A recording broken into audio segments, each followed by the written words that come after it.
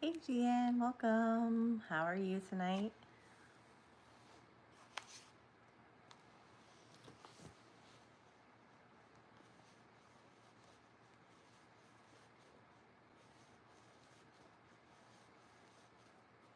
Hello, welcome. Awesome. Hey Kat, how are you?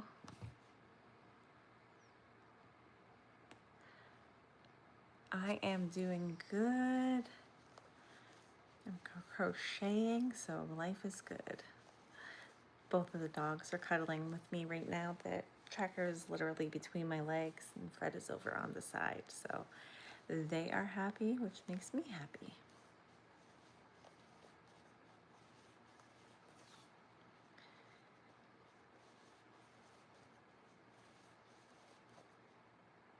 What are you guys working on tonight? Are you guys making anything? Hey Donna.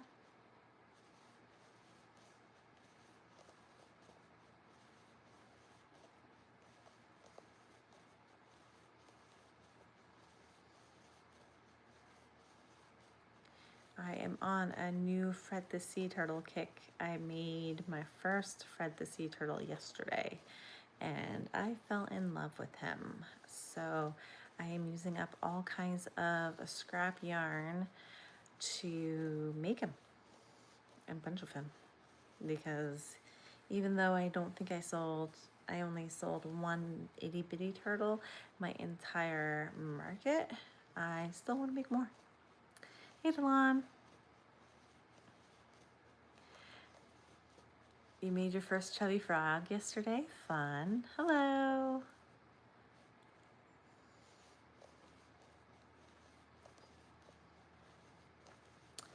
Hi. Hello. Hello from Mexico. Sorry that I'm doing my hand like this, but I want to see how many are on and everything, because I can't see because of the light above me.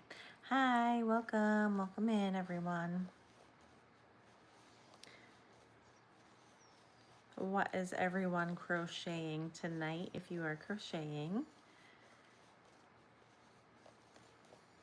Using the YouTube Triceratops. Very cool.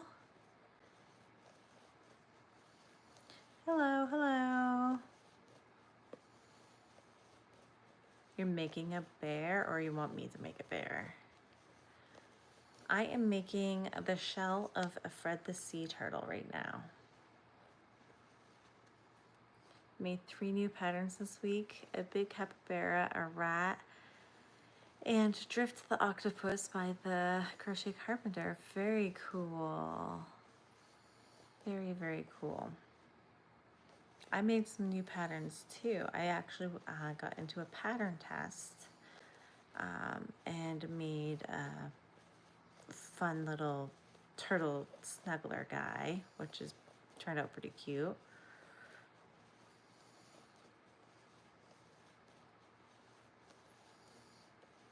Working on Myrtle the Turtle. Awesome, Beth. Welcome in.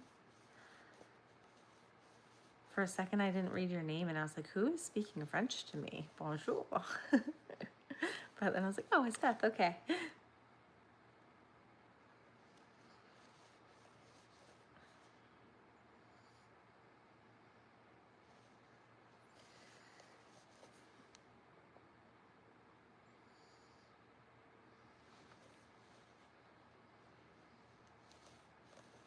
All right, guys. So I wasn't sure if I was gonna have enough yarn to make a shell with this one, and I'm not gonna be able to complete the whole shell, but I'm pretty close, so that's good. I am going to lose yarn chicken to it, but not by much. Actually, let's see how close. So I'm on my last round. I just started my last round. So let's see how far I can go before I lose to yarn chicken. Maybe I won't lose. I think I will though. First time joining the live, welcome in. Oh wow, good morning. It's good evening here from me. Hello from California, hello from Japan. Very cool, welcome in. How many are on the live? Okay, 18 on the live. All right, guys, so this is how much yarn I have left. So I lost that yarn chicken, but not by too crazy of an amount. I just kind of wanted to see that before I added more yarn to it. So I'm gonna add some more yarn to it right now. I'm gonna finish this section and then I'm gonna move on to the head. And I thought usually I would make this the shell color and the body this color, right? So keeping it solid on the body part, the legs and the head, and doing the variegated part on the shell. But I'm doing it in reverse today since I did know I was not gonna have enough yarn to make the head and the fins. So yeah, we're just gonna switcheroo on that. So, just a fun little switcheroo. Beth says not to forget to like the live.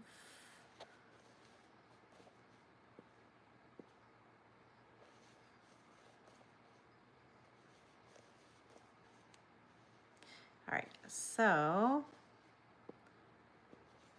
fun. I really love this variegated yarn that I use. I can't remember what it's called. I don't have the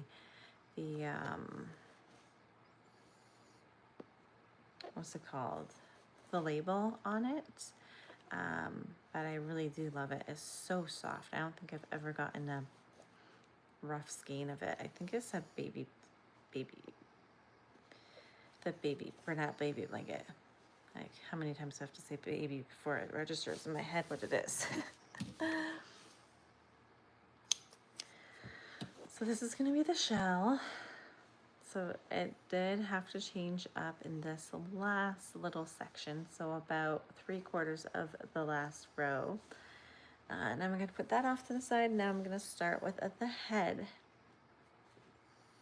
And I'm thinking since it's a variegated, I might do solid eyes just to offset it. Should I do embroidered eyes or should I just do safety eyes? What do you guys think? Hi, welcome.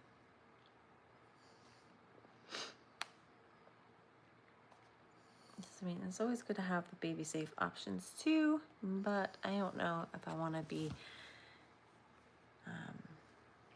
embroidered. Do you think embroidered? I've been crocheting for close to 20 years. Hey, how are you doing, Erica? Oh, I see you put your name on there. It wasn't always there, was it?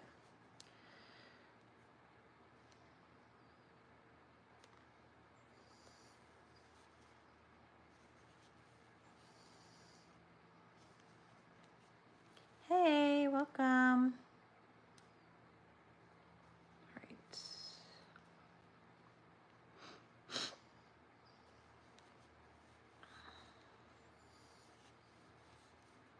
Figured it would be the best to put your name. Yes, so people knew. How's everything going, everyone?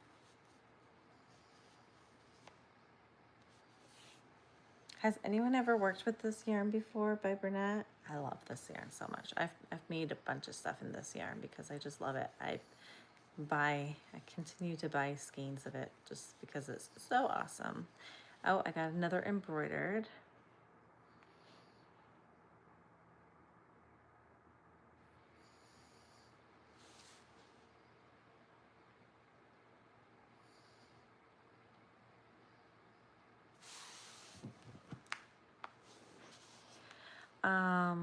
What are my biggest sellers? Give me 1 second. I just have to respond to something and then I can comment on that.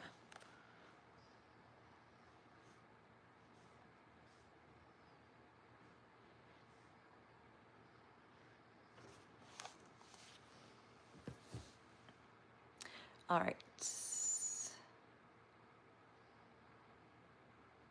All right, what are my biggest sellers? So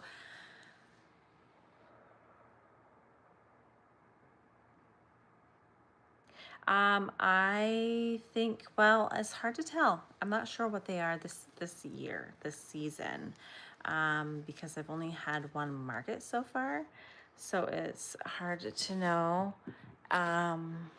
And so my market wasn't really good at telling me what they would be, but I think like the Dragon Snugglers by Eclectic Scribbles is the one pattern I use. Is one of the tops that I had so far this year, and my loaf cats, those were a big seller. And many of my little items tend to go better. My $5 to $10 items are usually a bigger seller. So yeah. Yeah, I have a moderator. I have a few. Using like a wholesome person with a kind soul. Thank you very much. That's very sweet. Hey, Monique. Made an elephant with that yarn. Nice. Yeah, I've made a Madeline Mako elephant with this yarn, actually.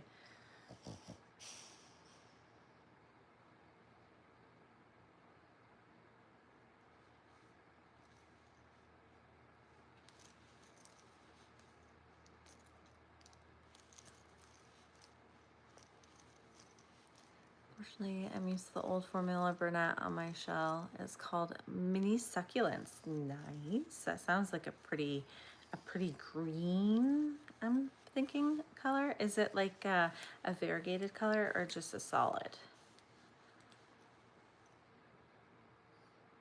Hello. Kat says to like the live, everyone. I got 29 in here and 11 likes. How is the weather? Today it was raining. It's been raining for the past 2 days. I feel like this, I don't know if the snow's all melted.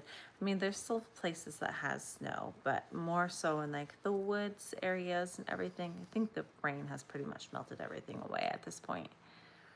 You sold your Dwayne Dragon that you made into Toothless. That's awesome. I can see why that would go well. Very cool. Congrats on that. I am making a Fred the Sea Turtle right now, so I'm working on his head right now. Hello. It's raining in California for the last 2 days, but that's good, right, for California? Because I feel like California doesn't really rain very much. Do you guys have like a rain season? Like right now, probably would be like rain season. How much does it really rain in California?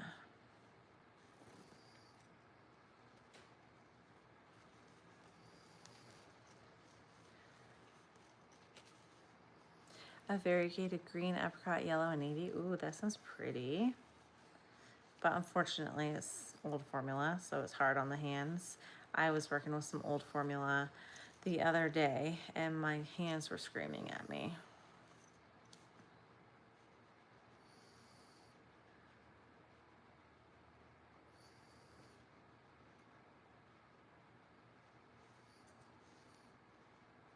All right. Let me just check my pattern. What are you making with the yarn, Beth, did you say?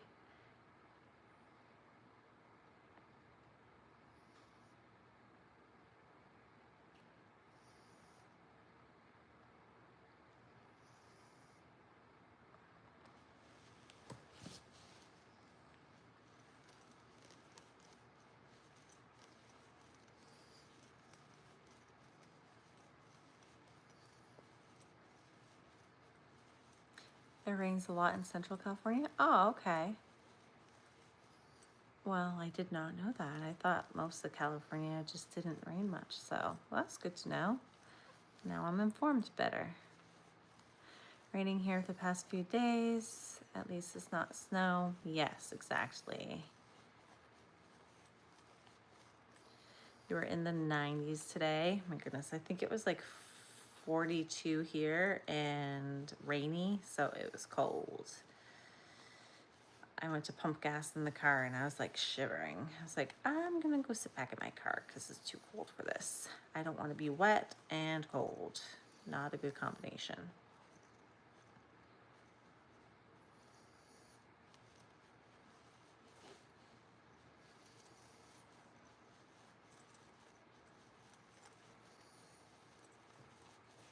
Yep, cold and windy too.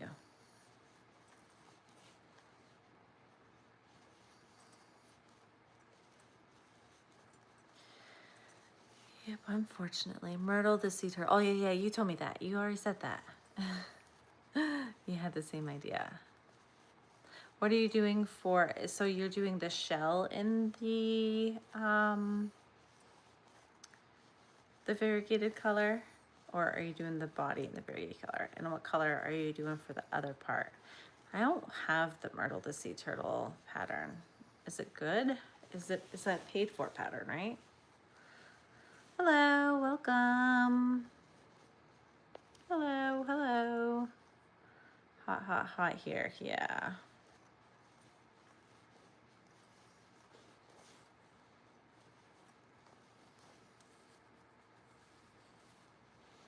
I can't see my there. Make him look like he's attacking me or something. My friends. I am making a head for a sea turtle right now. And I do think I'm going to embroider his eyes. So I can have some that have embroidered eyes versus the safety eyes.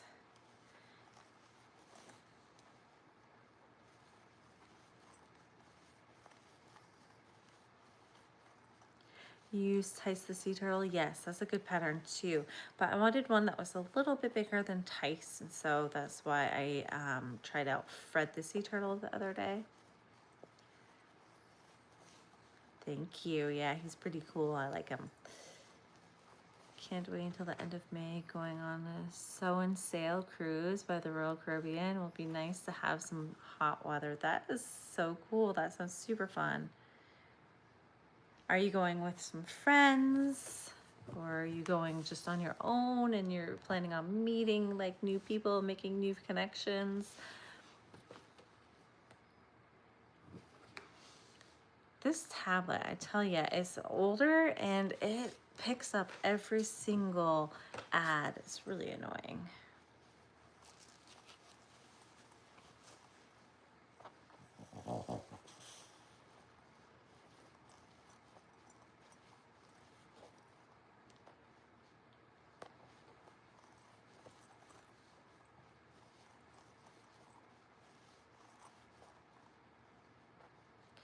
So Myrtle the Turtle is a paid pattern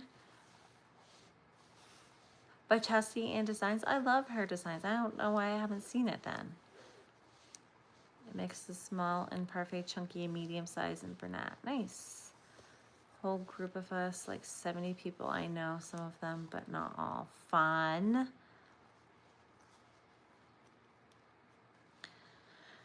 I'm in love with this little Triceratops. It's so cute. She outdid herself. Nice. I'll have to check it out. Now you're gonna have to make more. Bought it on release day and have yet to make it.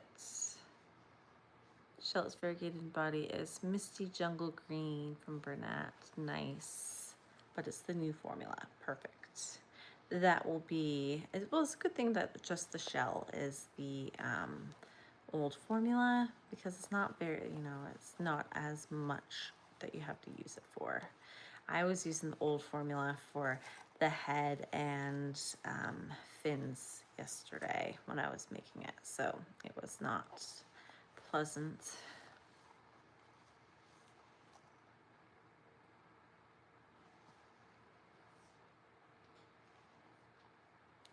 Frida Kahlo.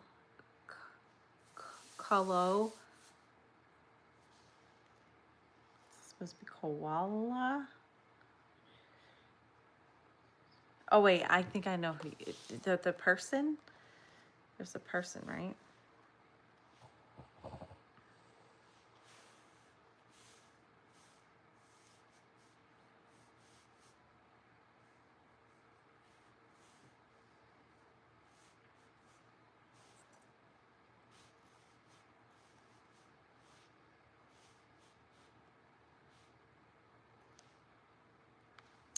So I'm gonna look up. Do you have a pattern for it? Or are you making it up? I'm looking it up right now. Oh, okay. Very cool.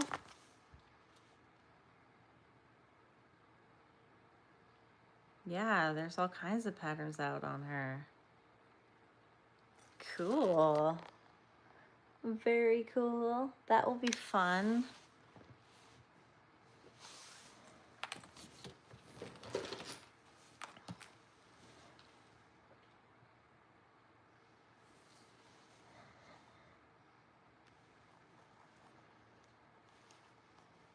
An artist, yes.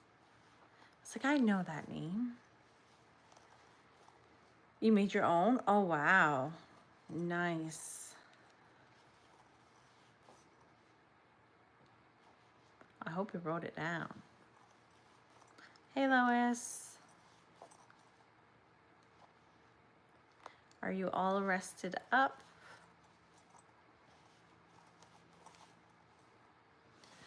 I've never made a person yet. Want to make a mermaid soon. Yeah, you should. It's fun. I've made a few dolls, never after an actual person before, but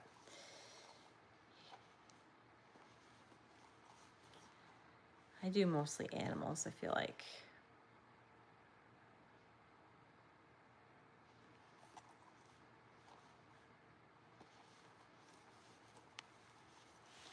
All right.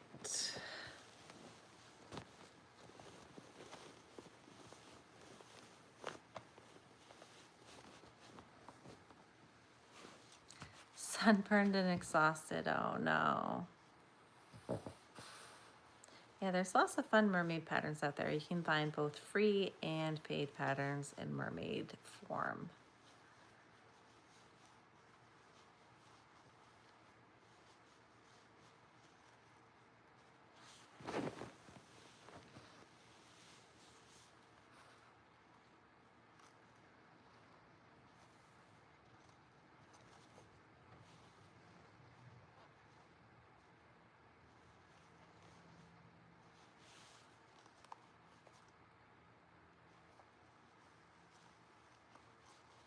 Yes, how are you feeling, Monique? Better, right? I hope. A siren, that would be cool, like with the white eyes, like one of those with like the cool painted white eye, like pupils. That would be cool. Thinking about making a little princess by the front. Yes. The one that like looks like Cinderella. I have made that one. Very cute, simple, sweet pattern to make. I used Bernat blanket yarn for it, and it turned out like perfect. And I embroidered the eyes so it would be baby safe. Somewhat human finally. Oh, good. Good to hear. With white pupils. Awesome. Very cool. Do you have the eyes yet, or do you need to get them?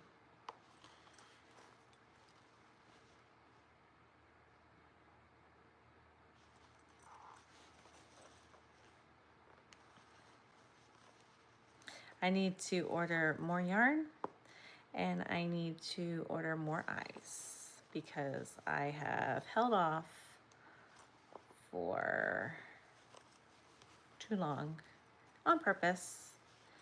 But yeah, I need to do an order soon. My dog keeps kicking me because he's uncomfortable.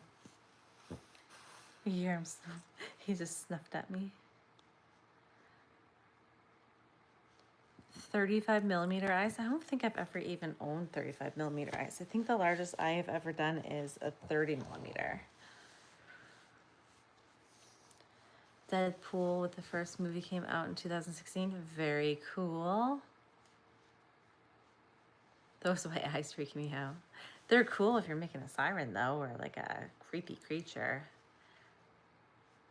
It is going to be a giant siren. Yes, sirens are supposed to creep you out.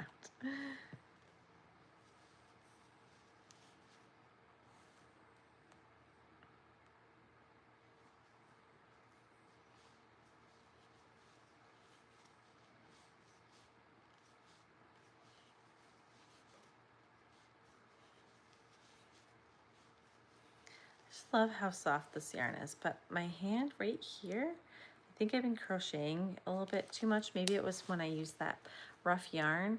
Right in here, it's like sore, like I'm building a callus or something. It's like rubbing weird. It's accomplished for the set out. Oh. Hey Lois, guess what I had to make, or guess what I made the other day? I didn't have to make it, but I chose to make it. Guess what it was?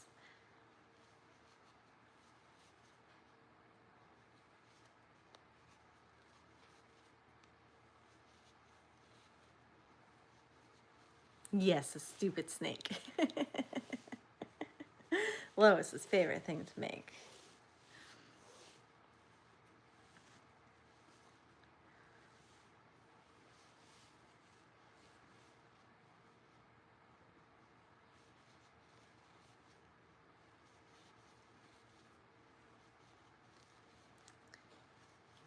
Put some Vaseline on your finger at night with a glove on. Oh yeah, that would work. It's just like literally started happening right now though. So hey, welcome, welcome, welcome.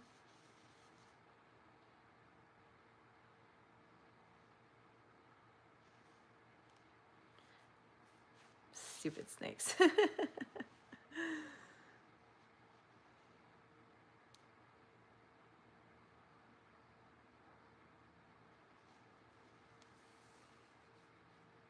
Making one in Burnett and it's huge. Oh, fun, fun. Madeline Mako has an archive Etsy page now. All her discounted patterns. Oh, very cool. Been making mini stupid snakes. They are buying them as fast as I can make the stupid things. Well, you're gonna have to keep making them then.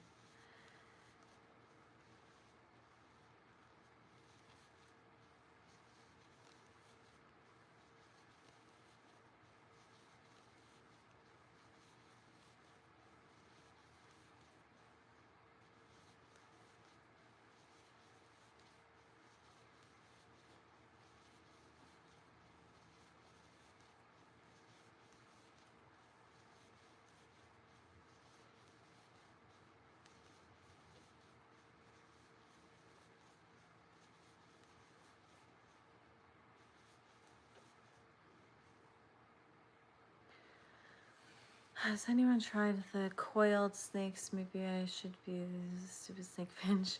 I have not tried the coiled ones. I just do the like straight ones, but they look pretty cool.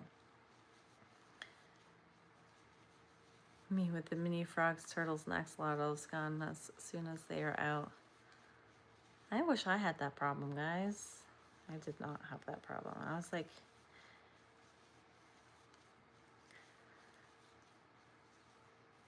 you bought that pattern but haven't made it yet.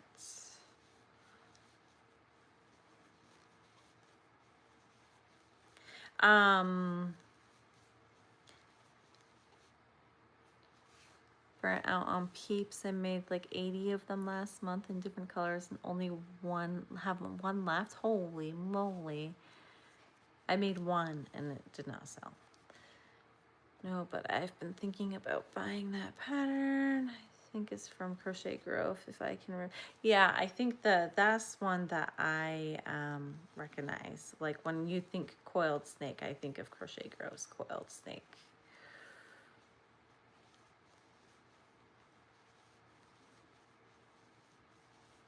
I mean, I've seen raving reviews about it, so I don't think you would get hurt on it any. You might not like it, but I'm sure you would would be a good pattern. You know what I mean?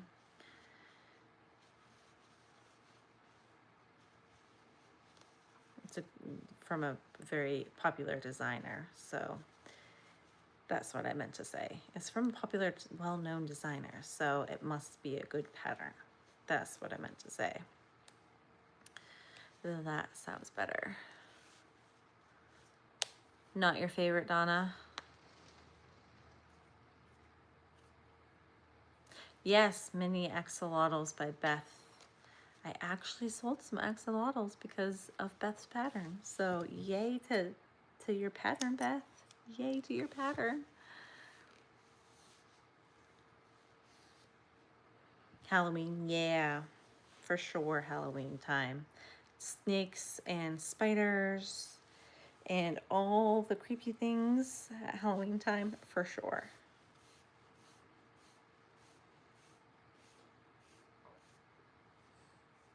Your axolotl sold out today, except the blue. You have to make more at your frame market on Saturday. Very cool.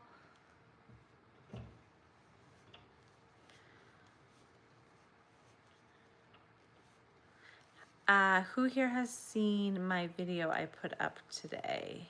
Because I don't want to give out too much information if you haven't seen it yet. And that's why I stopped myself from saying something. But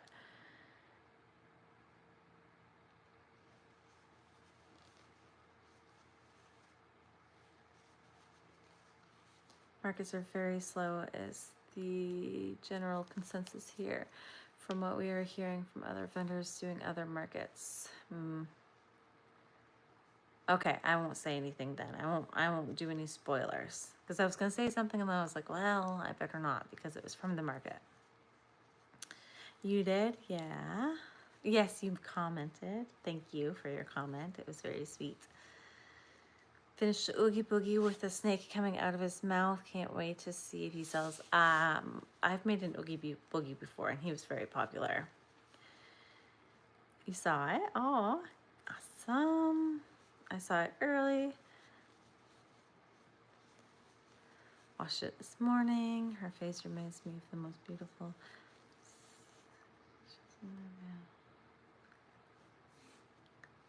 You saw it too? Oh, all you guys, just about all you guys saw it, except for Lois has the good excuse of why she didn't see it because she was at a market. But yeah, I was going to talk about it, but I won't talk about it since you haven't seen it, Lois.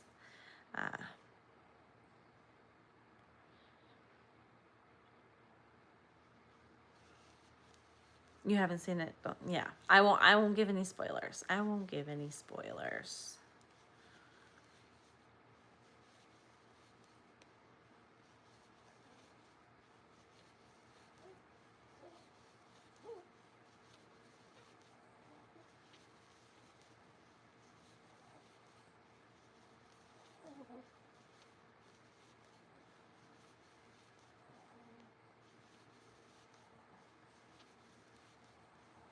I know, Lois, I know.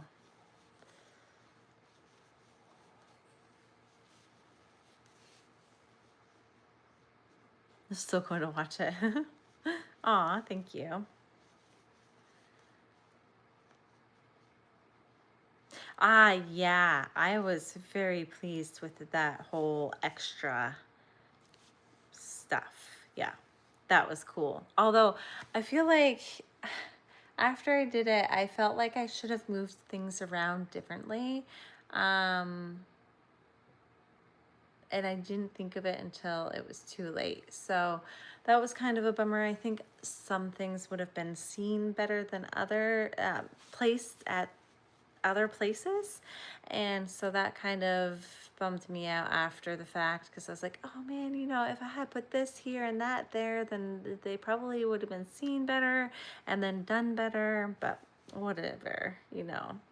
You live and you learn. You can't change the past. You can just move on and make better decisions for the future. So I'm just gonna move on and not worry about it, and hopefully that will happen again, that I can get such a awesome extra.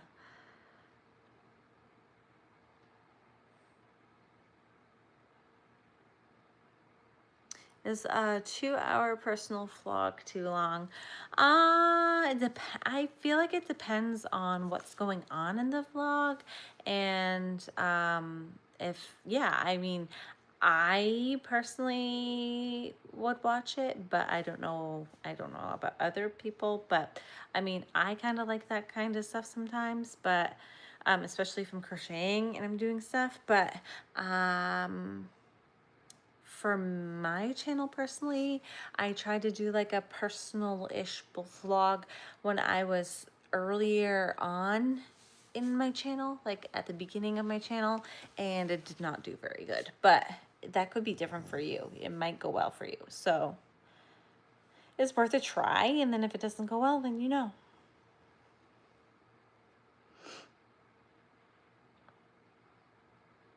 I love Renata. I love chatting with the customers. That's like the whole point of me doing my markets. So it's fun, and I'm happy that I'm able to share with you guys how I engage with the customers. And you guys don't even see like a teeny tiny. You only see the teeniest tiniest of portions. It's only when I choose to put my camera on. So like sometimes if I'm busy doing something or I'm talking to someone, I miss a lot of those conversations. So it's only when I see people, like when I actively see someone coming to my table, that I try to like get my phone out and like put it on, so that you can hear the interaction. And then and sometimes there's no interaction. I don't use that video, and sometimes it gets something really good. I felt like I didn't get anything like super good, you guys. I I had paused it to go get something for one of the customers, and when I came back, so like when I paused it and I walked behind my table to grab something for the customer, and that's when she was like, your booth is my all-time favorite because you had this item, and it was like, you're like my favorite person, you're my favorite booth, I'm gonna seek you out all the time. And I'm like, why did I pause my camera? Because that was like perfect. But I was like, oh well, it was just personal to me anyway, so it felt nice to hear that from someone.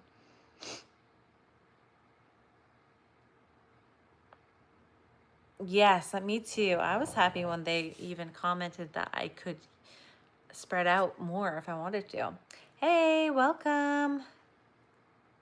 2 books, 2 books that sold yesterday. Awesome. Yeah, see, Renata likes long vlogs too. I enjoy long vlogs because I get to sit and just crochet and not like have to go and look for more vlogs or look for something to watch, because half the time I'll just crochet and just listen. But yeah, watched a 12-hour one the other day. I don't think I've ever watched one that long. I think like 2 or 3 hours was the longest I've ever watched. Yeah, see, depends. Sometimes watch long vlogs, but break them up if you don't have time. Yeah, I do that too. I come back to, like, if I don't finish, because usually, like, if I'm busy in the day, I do end up breaking up even short vlogs. Like, even if it's like 20 minutes long and I'm doing something for 10 minutes, that I can pay attention, and then I put it away for later to finish watching later. So it's worth a try, I would say.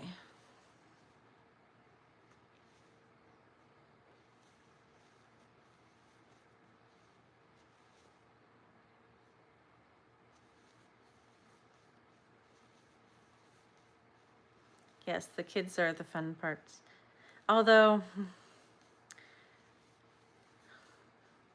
sometimes the kids can be a little destructive, and the parent just stands there and watches them do it. And that's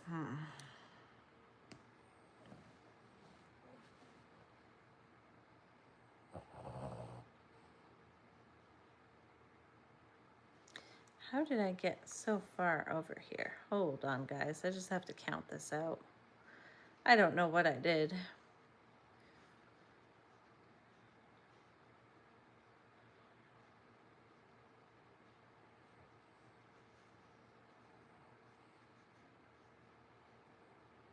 Where am I?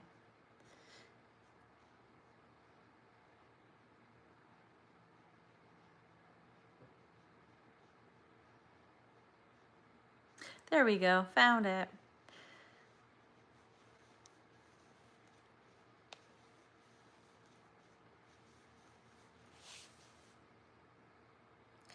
Darn finds several books of the pristine edition. I need to figure out how to attach them to the others. Very cool, Monique. Very cool. Different clips here and there to cut from me. Yeah, that's cool. I think you should give it a try and see how it goes, Erica.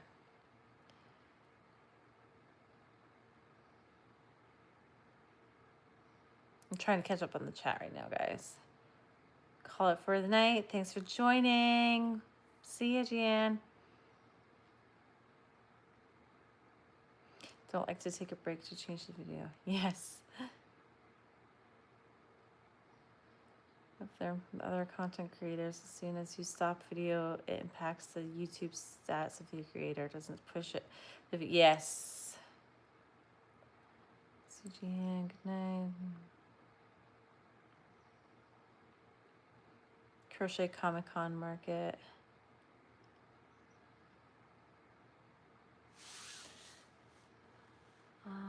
Don't touch anything with your chocolatey hands, sweetheart. The parents walk away. Yeah. My kids were little. The teachers always asked me to go because I was no nonsense with them.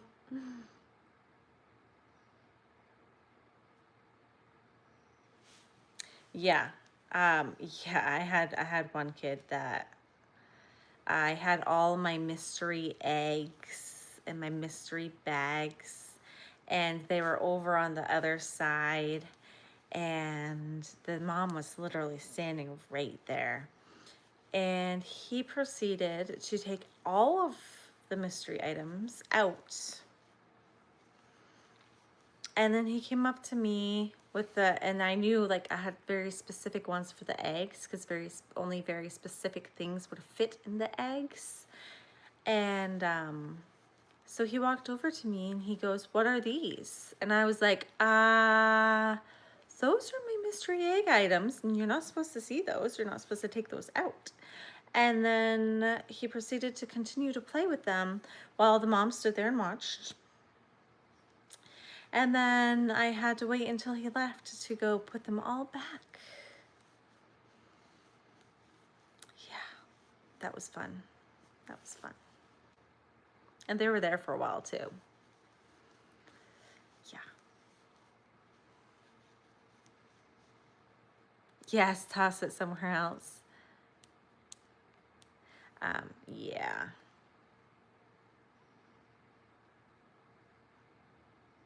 I wasn't impressed, but what am I supposed to do?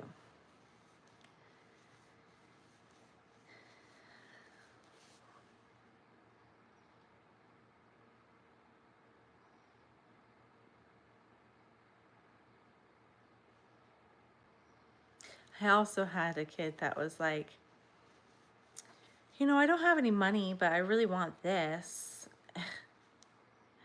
And usually when it comes to kids, like, oh my goodness, I had the cutest little siblings come through, which was so sweet. And so the boy came over and he was looking at all my stuff and he was, I know what I want. I know, and knew who they were. So he was with his grandfather. And so the grandfather was like, "Well, let's make sure that's what you want. So let's go look at everything else first, and then we will come back if that's what you decide." So he was like, "Okay." And there's a younger daughter, granddaughter with him too. And so they left, and then they came back around, and he was like, "Yeah, I still know what I want." And someone had actually moved my signs because I don't know why, but they probably the same kids that were messing with everything else. But my signs were messed up because I heard him say, "Oh, it's $10." And then he ran to find his grandfather to go get $10 from his grandfather. And I was like, wait a minute, those aren't $10. It was my positive pickles. I was like, those aren't $10. So I got up and I went and I looked, and someone had moved the signs, and so I moved the sign back before he got back. And then he came over and he grabbed the positive pickle right away, and he walked right over to me and he handed the $10 to me. And he's so proud, so excited. So I let him have it. It's like, oh yeah, enjoy. And he left.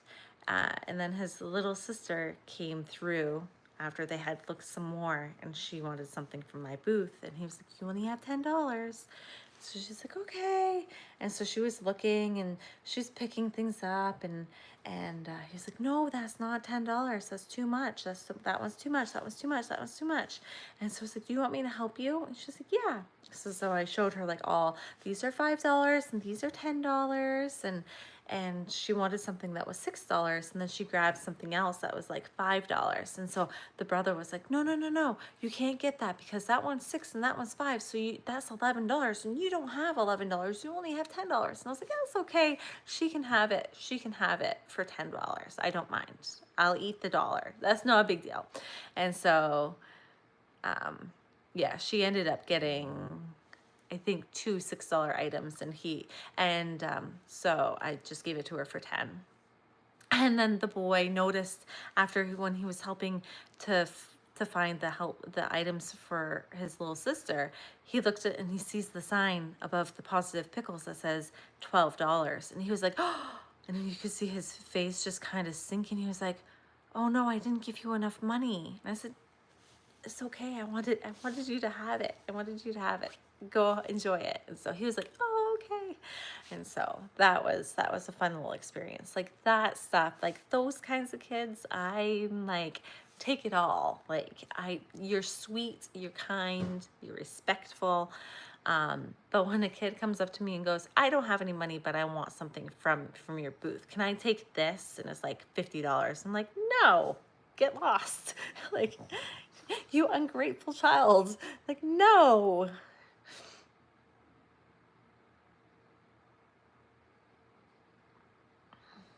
You wouldn't have been waiting until they left. You would have been telling him to stop. Well, I was like, no, no, no, no, we don't do that because those are mystery items. And the mom's just standing there looking at me. I was just like, oh. Knowing me, I would have said it louder. I literally stood up and told him. I had adults opening my mystery boxes, and I was thinking, you know better. Yeah, seriously. Give the mother the evil eye. I put packing tape on it. Nice. I would have said something like, stop. Hey, Mom, he is just, the mom's. Well, see, the problem was I knew the mom, and I didn't want to cause trouble. So I was like, I'm just going to let this one slide and like, just fix it when they're gone. So yeah, that was part of the reason too. Didn't want to cause any waves. Yeah, those kids were so sweet. That big brother was like, I was like, you're such a good big brother. He was so helpful and caring with his little sister. Like she must have been a few years younger than him, and he was just such a good big brother.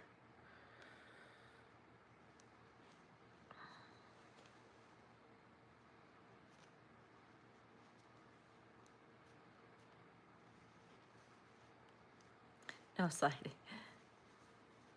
Hard when you know them. Yeah, especially depending on like who they are and who they know, and in a small town, you gotta just be careful sometimes with certain people. And so I didn't want to start anything, so I just was like, yep, I'm just gonna sit back and be quiet and not say anything.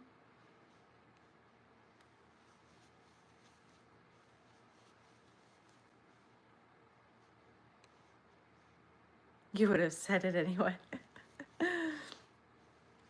I'm not one to really speak up too much though. I try to stay on the like Switzerland. Like I try to stay neutral. I'm like just keep everything like easy and happy and keep everyone happy, and then I'll just take care of it after they're gone. Yeah, that's kind of.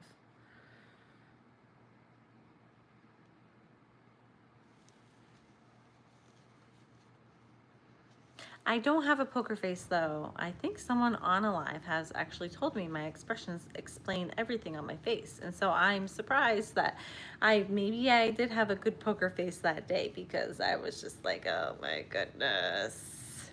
I think maybe my poker face is better when I am like at a table versus my face like my normal expressions. Most definitely don't have a poker face.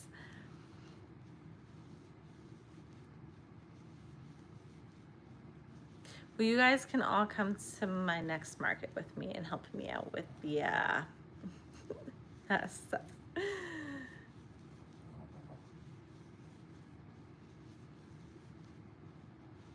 There was one market where I kind of got the whole like, okay, that's enough. You need to leave now. And it was when I had more of my crystals at my booth. So, and I had some like, I mean, crystals are breakable. You drop it, it's broken for the most part. And so there was this one, and of course I was right next to another plushie vendor, because they was putting next to plushie vendors. Thankfully, this market that I was just at, they're really good about spreading us out, and I always have the same place. Every time I go, I started going last fall, and they have it like twice a year. So I told her last fall, I was like, I want to keep my spot every single time. So she's really good about keeping her spot and my spot for me and everything. And so this was a different event, and I was right next to another plushie vendor, of course. It was like one of the more expensive places I had ever tried to do anything at.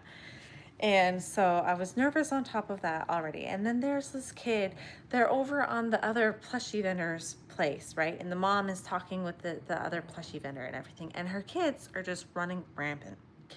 And they're just all over. They're touching, grabbing everything. They come over into my booth, and I had like a whole table of just like crystals and set up beautifully. I had like wings on stands and everything, like really nice stuff.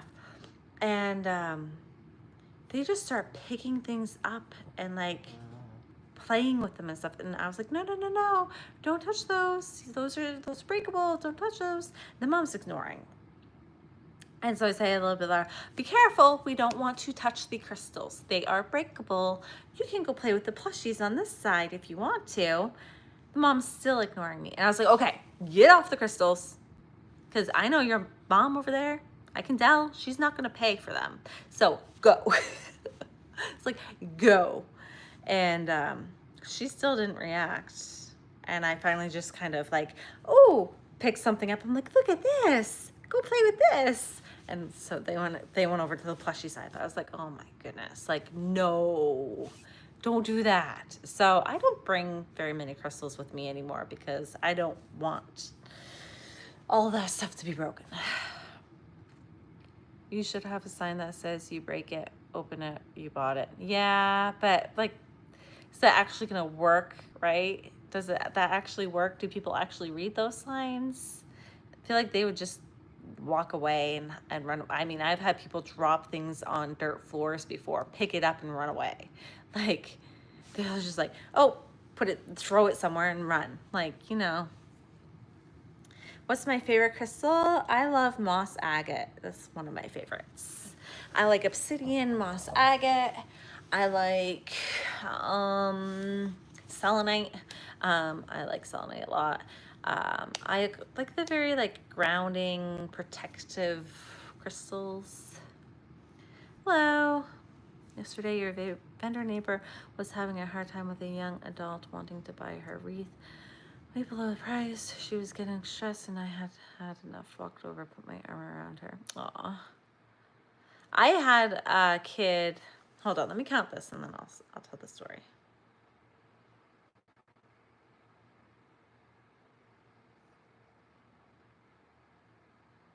Okay, I had a kid, well, teenager, come to my booth, and I had already marked down one of my Winnie the Dragons way too low as it was. I was just trying to kind of get it to go. And he came over and was like, just loved it, right? He just fell in love with it. He was like, this is so beautiful. This is so beautiful. And he looked at prices like, oh, he was like, I'll give you $20 for it. And I was like, I have more money invested in the plushie, the materials alone than $20 would cover. So no, thank you. I'm not interested. And so he walked away, and he came back again. And he was like, well, I'll give you $30. I'll give you the $30 right now, and I'll walk away with it. And I'm like, no, the price is set as low as I am willing to part with it. Either pay the price or you don't get it. And he kept trying to haggle me like throughout the day. And he'd bring all his friends over, and they'd all look at it and they'd be like, oh, it's so cool. It's so cool. Just give it to him. And I'm like, no, you don't get it. Like, the amount of time and money that I have invested in that is not worth the haggle that you're trying to do. Like, don't it's not gonna happen. Either you give me the price it's marked at, which is marked down, as you can clearly see, because I had the original price, crossed it out and put the other price. And he would not give up. And I didn't give it. I didn't fall for it. I was like, no, I put too much effort into that thing. I am not walking. I would rather bring it home and sit on it for another year than to have have it go for such a low ball price. It's like, no, this is not a flea market. This is a craft fair. Appreciate the craft. Challenge him asking you, or make something. Oh, what did he think he was worth? Long story, but he ended up. Yep.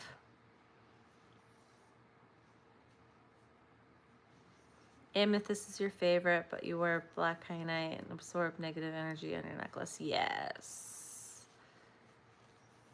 No poker face here. Do you have any tips for beginner crocheters? What are you like for crocheting? Like, what necessarily, what kind of tips are you looking for? I'd say start with a flat project first, something small and simple, and perfect that, and then build up from there. That's a good tip. It's kind of what I did. I started with flat things. Started with like I started with a scarf, but maybe a dishcloth or something. Perfect the stitch you want to perfect first, and then build up from there. I made a lot of blankets when I first started, just because you can do the rows over and over and over again. You can really perfect your tension, and then you can perfect your counting, your row counting back and forth. Make sure that you're keeping, and you need to really count. You can't just like think you're counting, but like skip rows and stuff, because your blanket might go in and out and in and out. If it's doing this thing when it's supposed to be rectangular or square, means your stitch counts are off. So you want to perfect your counting. Yeah, stuff like that. Anyone else have any tips?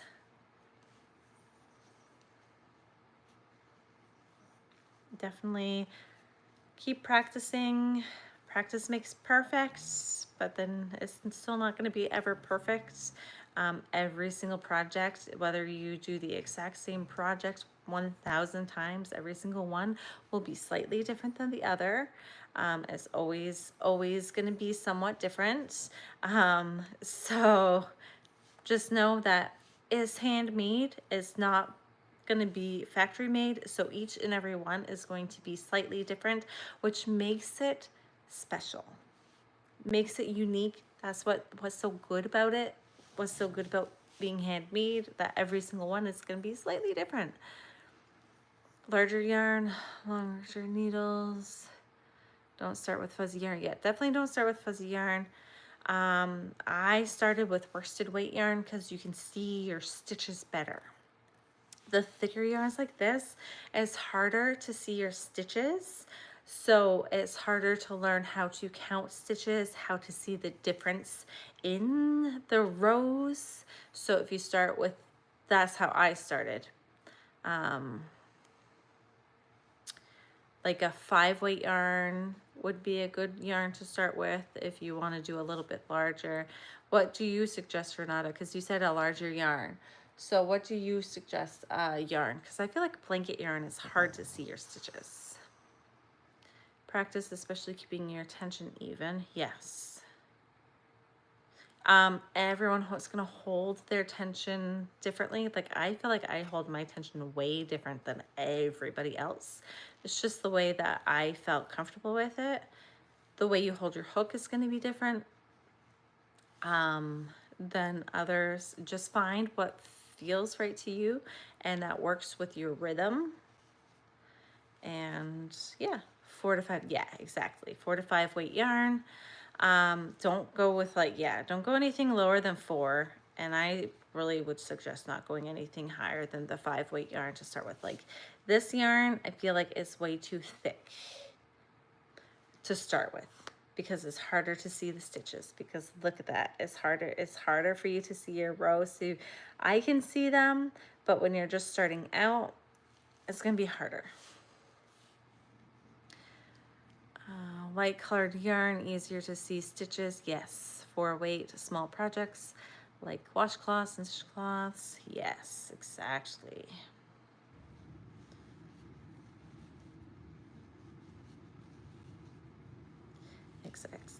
Exactly. You're welcome.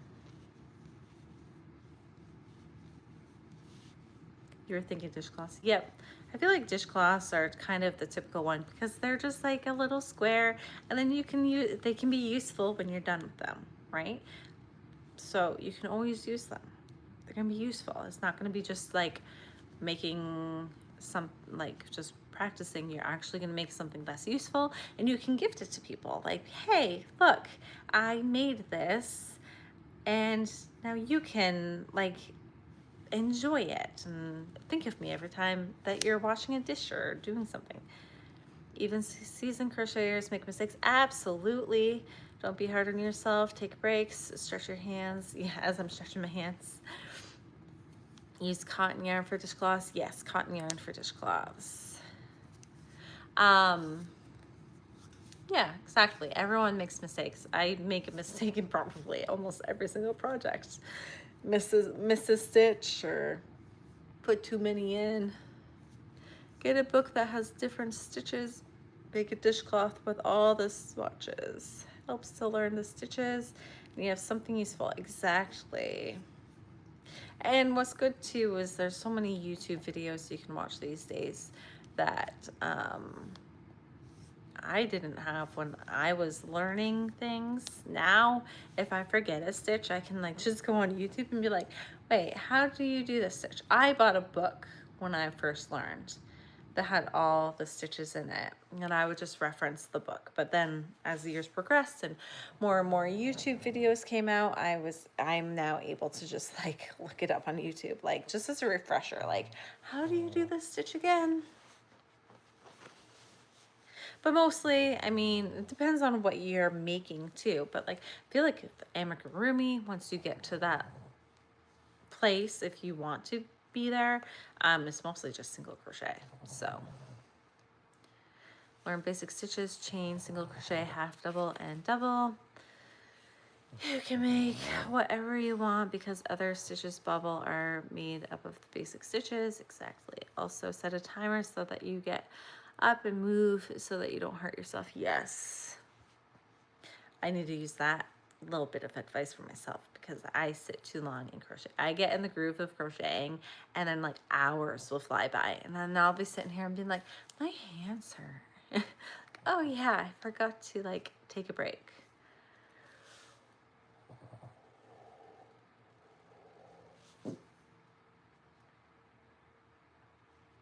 Yes, yes, Lois. Yeah. Every time you need to make it.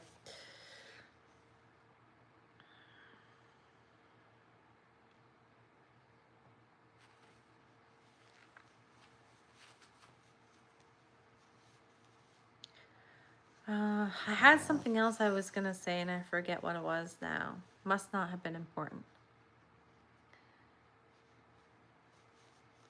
If it comes to me, I'll say it.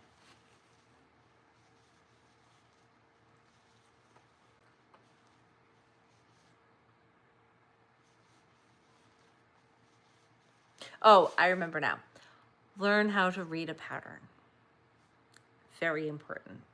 If you can't read the pattern, it's really hard to be able to do much. So just learning the basics of how to read a pattern is like key. You can read a pattern, you can do just about anything. If you cannot read a pattern, you're probably going to struggle quite a bit and you'll be stuck to just YouTube tutorials. YouTube tutorials are great for learning how to read a pattern for a lot of them because a lot of them will show you what to do, and then up at the corner somewhere it will show you what it looks like. So if it's like single crochet around and then they're showing you how to do it and then you're reading it up here, you're like, oh, okay, that makes sense. Or like learning what increase looks like, learning what a decrease looks like, learning all of these different things. So reading a pattern is really important. That's one thing that I was very lucky. My mom taught me how to read a pattern from the day I learned how to crochet. So I was like, I could just go off and do my own thing on my own without needing her to be like, oh, okay, what's this line say and what's that line say? So yes, learn how to read the patterns. It will help a lot. Been crocheting and knitting since I was 9. I'm 52 now. I still have to look up how to do some stitches. Yes, always gonna have to. A stitch dictionary, that's cool.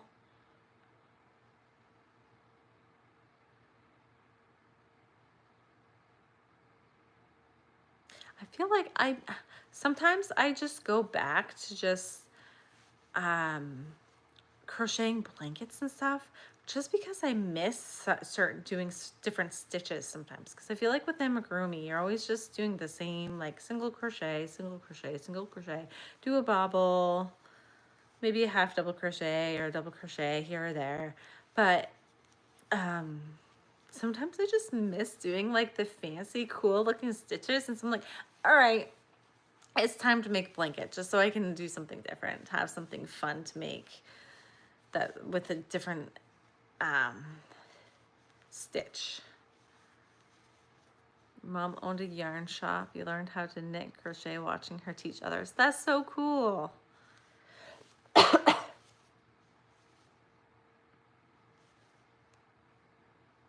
feel like this is off. Maybe not. 3 blankets on the go. Nice. I actually have a blanket I'm planning on making. I think will be fun. I mean, I don't really sell the blankets. Like the blankets I make are usually just display pieces at my craft fairs. I don't usually do very many selling of them, but I enjoy making them. So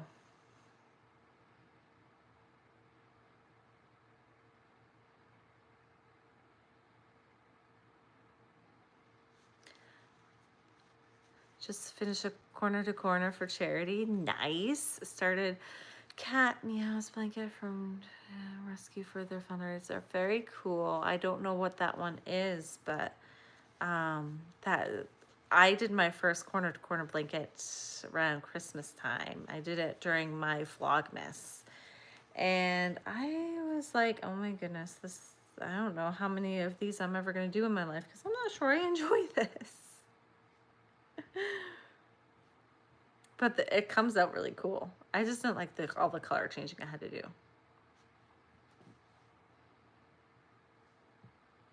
I think one of these fins, I did one too many rounds. Oh well. It'll just be a little a little wonky, I guess. Something, sometimes I want something mindless like a moss. Yes, exactly. Yeah. I find if I travel somewhere, I choose to do like a blanket or something just because I don't need I don't need polyfill for it. I can switch up the stitches. I can just like bring a couple skeins of yarn with me and a hook and I'm good to go. I don't have to worry about all the little nitpicky things. Um, so yeah, usually when I do traveling, that's when I do the blankets.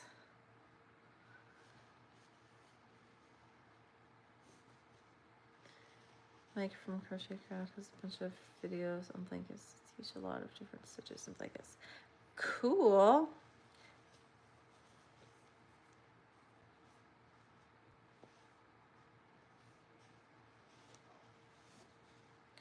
All right.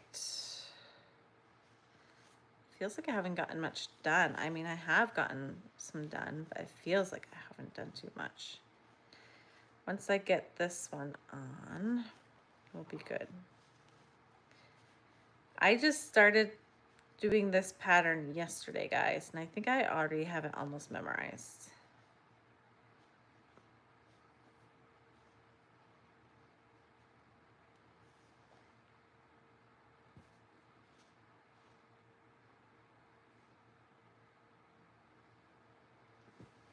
If I can find that. Oh, here we go.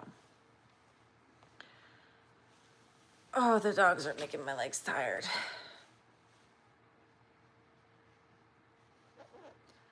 On the earth was a stitch to real blanket shells.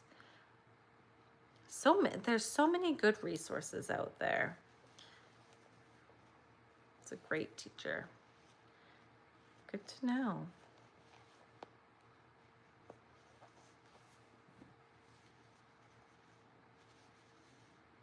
Because it doesn't matter which way I put the head on because I'm embroidering the eyes. Hello, welcome.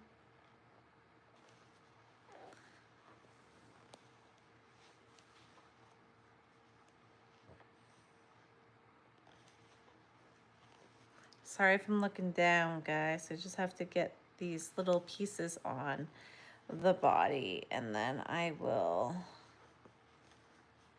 be able to look up again. I have to concentrate a little bit.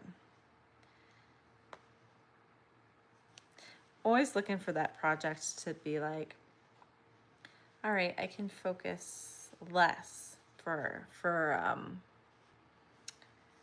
lives.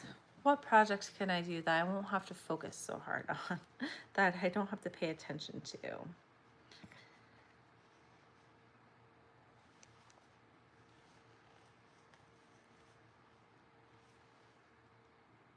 Oh, hey, 24 likes. Thank you, guys. I can't see how many people are in here or how many likes I have unless I do this, because the numbers are right here, and they're the same color as the light. So if I put my hand up like that, that's why.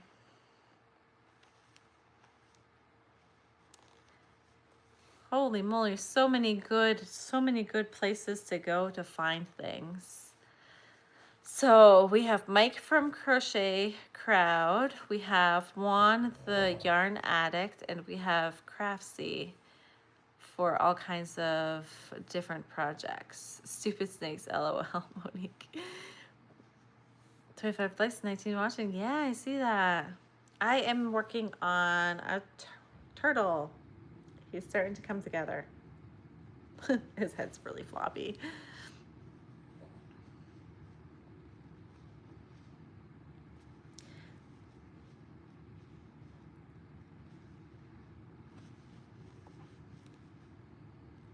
I don't do too many like snakes. I almost did a snake on tonight's live, but I was like, well, I have all of these different colors.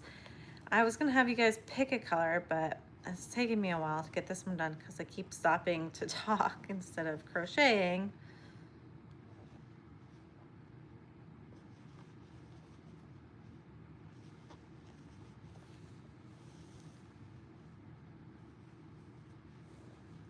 And I did a snake yesterday.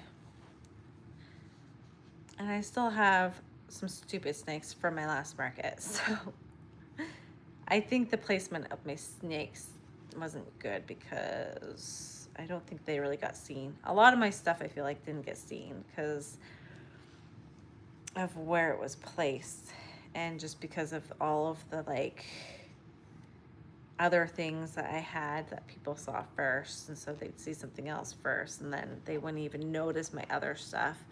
Mostly my front white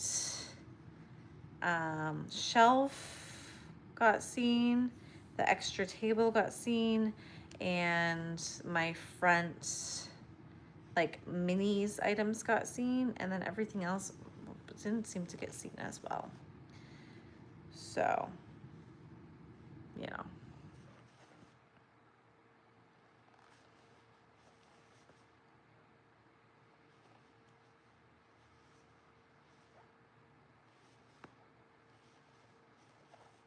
One more week. Hey, hey. See ya, Erica. Have a good one. Thanks for joining.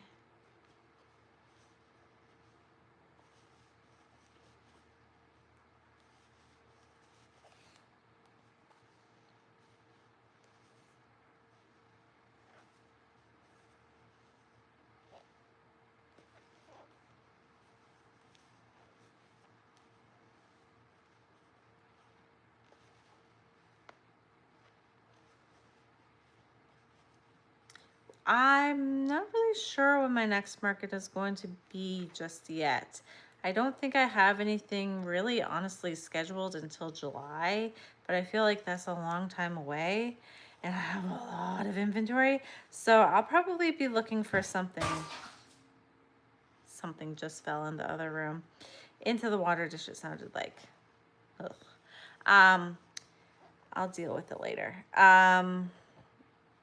But yeah, I feel like I need to get in on something sooner than that. So I'm waiting for a June one to open up. I did a really good June one last year, but I haven't seen anything about it this year. So I don't know if they're doing it again this year or not. So I'm just kind of waiting to see if that one pops up any.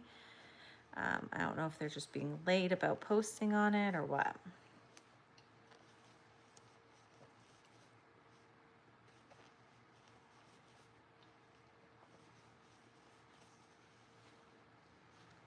So yeah, I'm not really sure.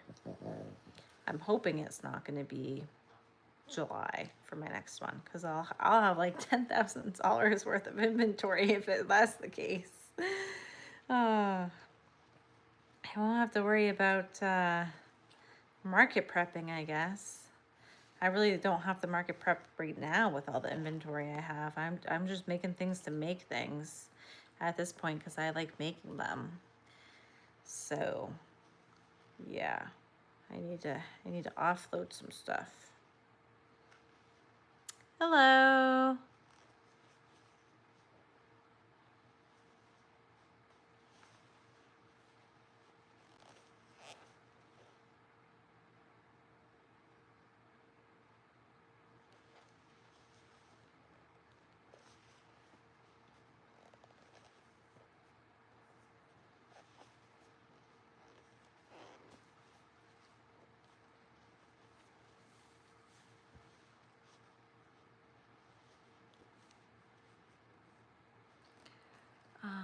Oh, I missed something.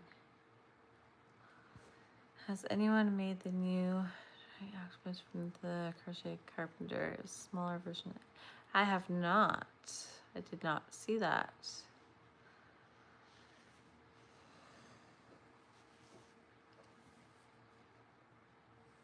Drops on YouTube and TikTok. Yeah. I've thought about it, but I just haven't yet.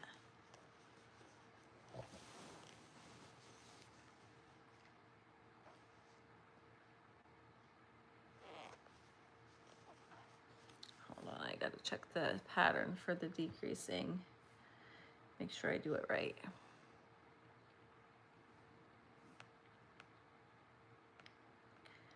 I just worry about like spammers and stuff when I do that stuff. And so it kind of, like today I posted something and I got like 3 spammers trying to like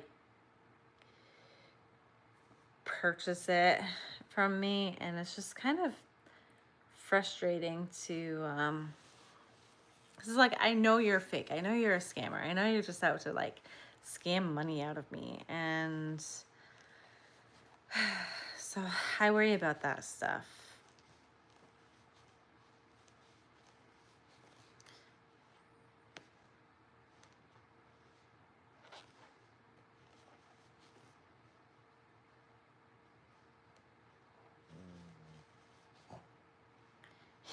Yeah, the octo, I made him look like that so he looks like he's like after me or something.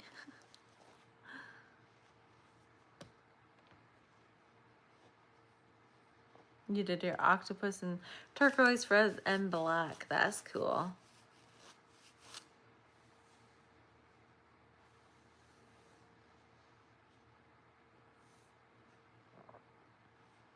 No worries, Lois. Hit the hay, get some rest.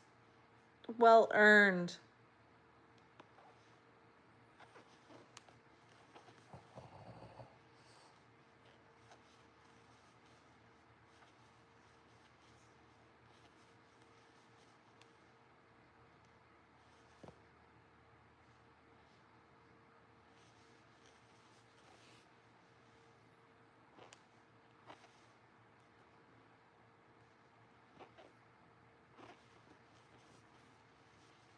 Yeah, I don't know.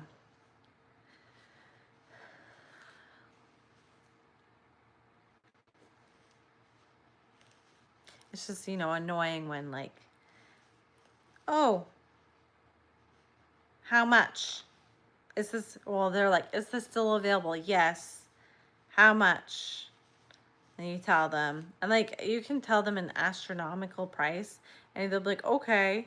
Like today, a spammer asks me how much for something, and I told them $80, and it's definitely not an item that would be like worth $80. And they're like, okay, do you ship?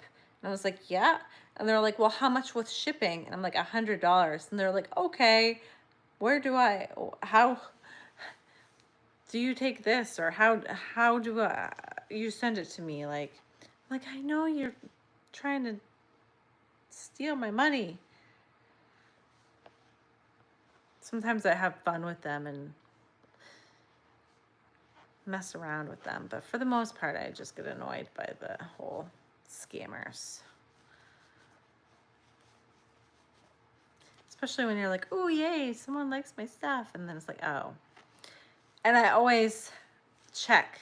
Like, I check their profile. Like, what's this profile look like? And as always, they have no posts.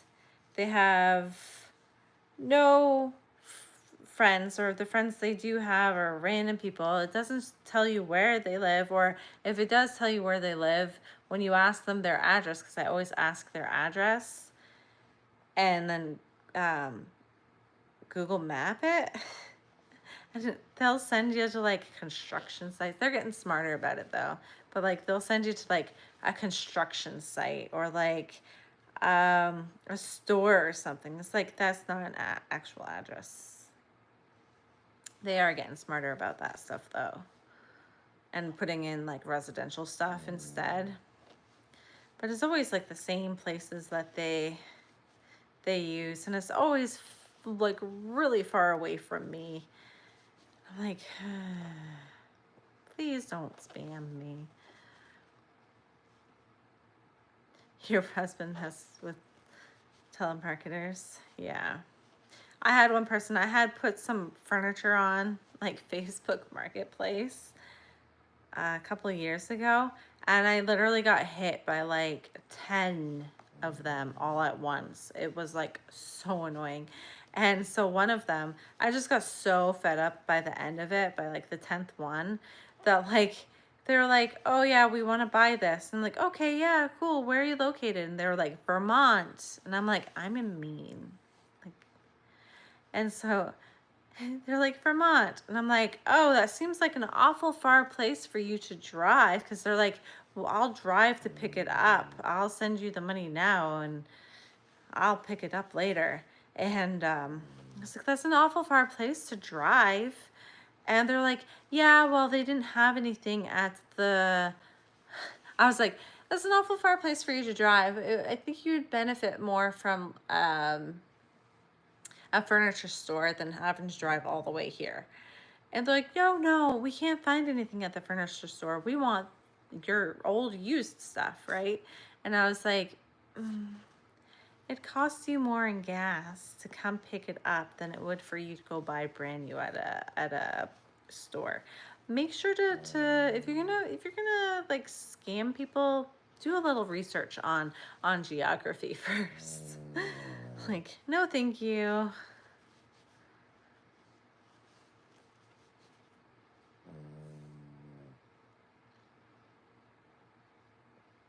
Guys want to be your friend? Yes, I completely ignore them. Answer our home phone, disco balls, and haircuts. How can we serve you today? That's funny.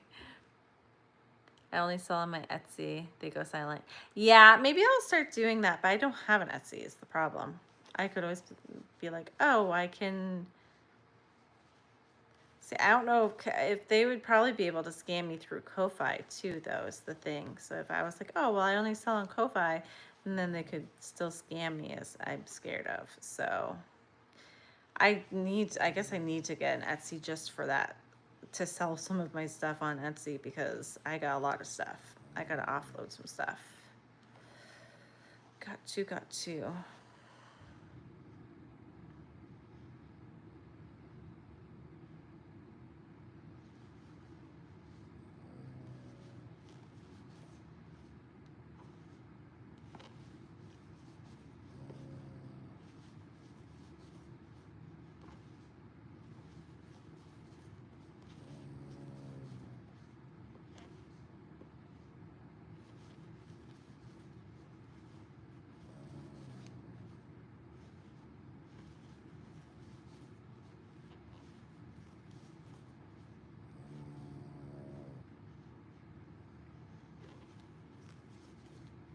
Alrighty. Can you guys hear Tracker? He's snoring. Oh my goodness. These dogs make it so hard to sit comfortably.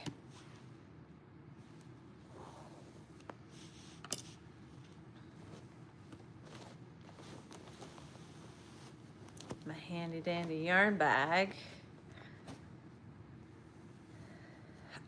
So on the live, this is my first one, unfortunately. But I made a couple the past couple days. So this is my third one of Fred the Sea Turtle. Just a tip, don't respond yes. When they ask you if they are speaking with you, respond, this is she or him is recorded, and they can use your yes and approve other things. Oh.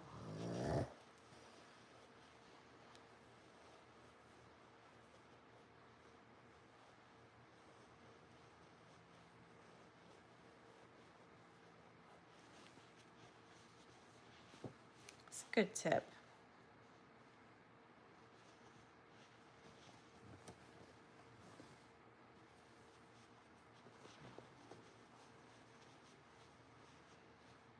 Kind of called his office your husband. Wrong number, but the secretary wouldn't let it go and made him an appointment. So he went. Oh my goodness. All right, that's too much stuffing. There we go. Boop, boop. Oh shoot, do I have a needle?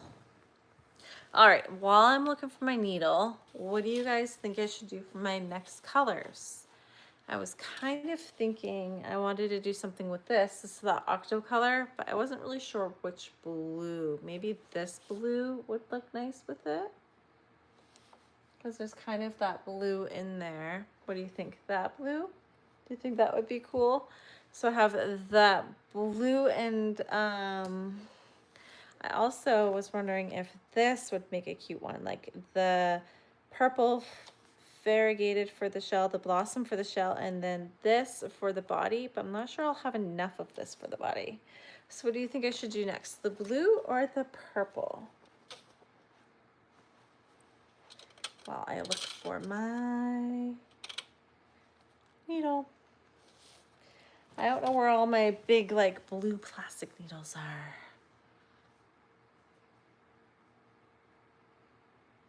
Yes to both. Pretty. Purples in the blossom. Purple, purple.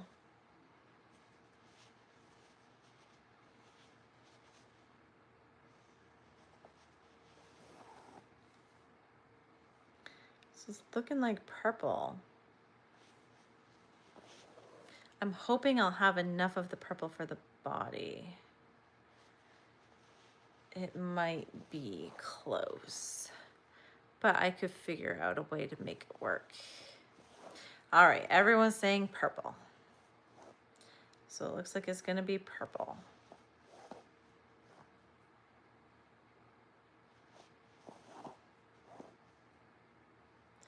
So one thing I have learned about doing turtles is I always go one less round for closing on the bottom than they call for, because I find it makes the belly flatter so that they can sit better. That's just my little finding. Hey, Letitia. Mix the purple and the blossom in the body. Yeah, I might have to, or I might just like mix up. I have other purples too that I could kind of add in. I feel like his head is really tiny compared to his body. I think the blue, straight up blue is thicker than the variegated blue that I used. So the head came out a little small, but too late now. It's still okay. Just looks a little small. Or maybe it looks small because of the variegated colors in it.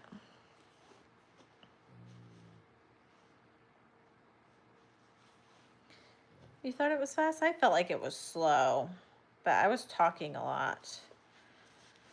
So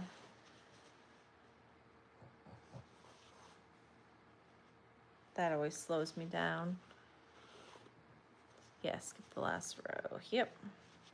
Exactly. All right, I think I'm also going to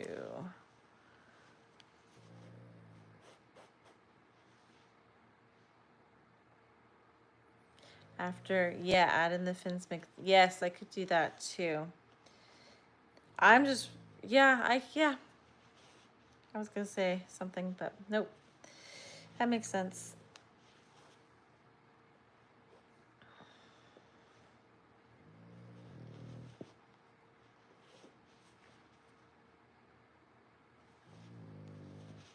All right.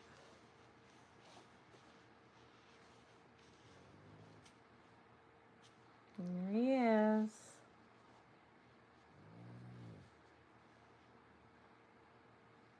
And then once he has his little eyes on, it'll be even cuter. Hello from Oklahoma.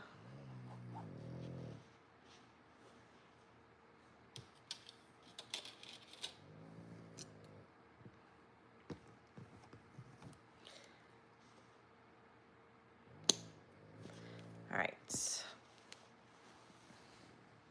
I'll put him up here just in case someone is wondering what I'm making. All right, so moving on to purple.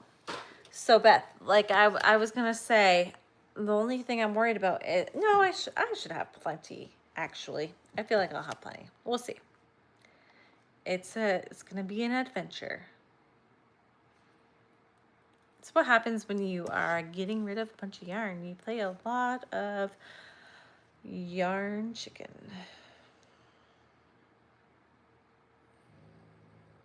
I always forget how many rounds are in the head. what you start with. All right.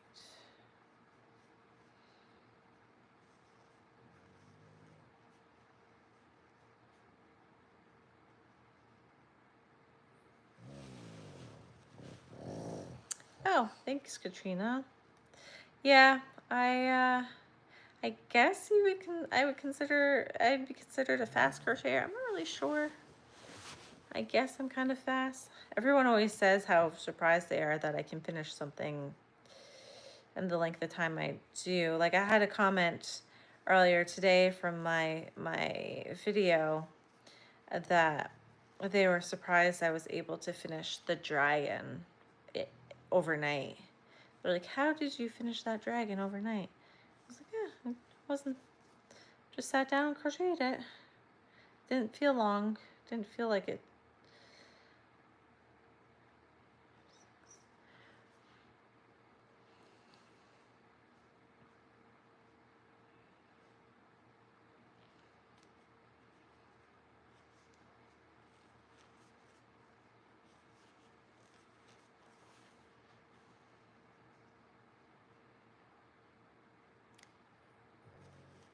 Ooh. It flooded your home, Sandra? That's not good. Bad?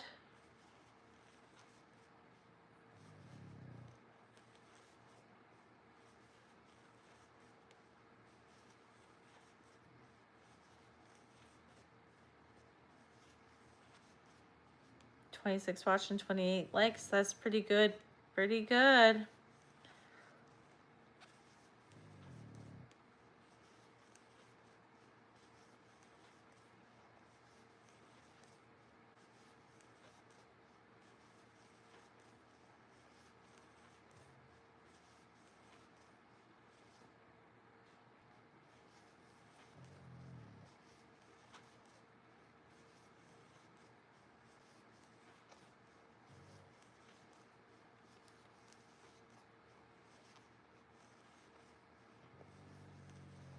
Yes, I hope everyone is okay and staying safe.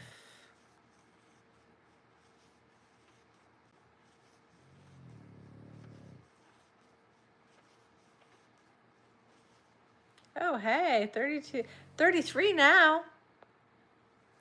Whoop, whoop. Thank you, everyone.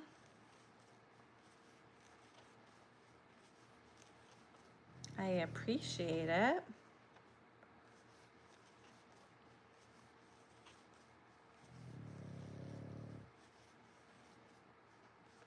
With all that snoring in the background, it's just great ambiance. You guys should see. Oh, here, I'll take a picture of them again like I did last time so you guys can see the dogs. Haven't watched a crochet video in months now.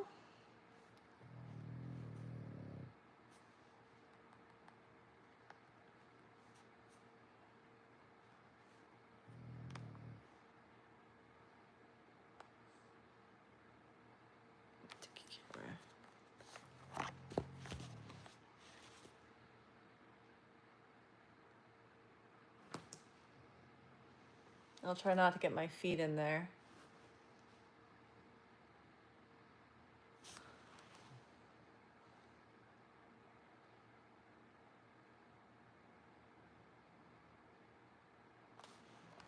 That's the dogs right next to me. Like, my knee is right, like, literally right there. I have no room for my legs. But yeah, those are my dogs. Snoozing away.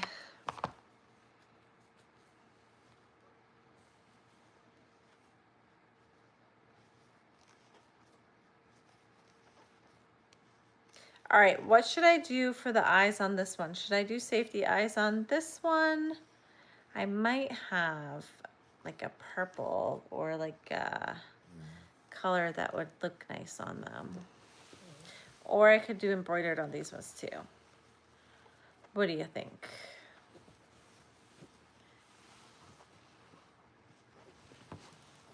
Oh, tracker just moved.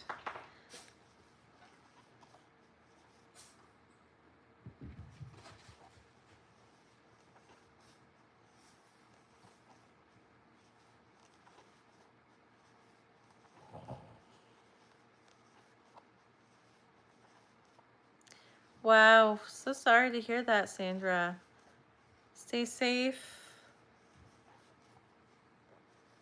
Are you somewhere else now? Did you have to like leave your home or like evacuate, or are you home? The other anchor I put in a different place. I like this one better. So I put the other anchor somewhere else.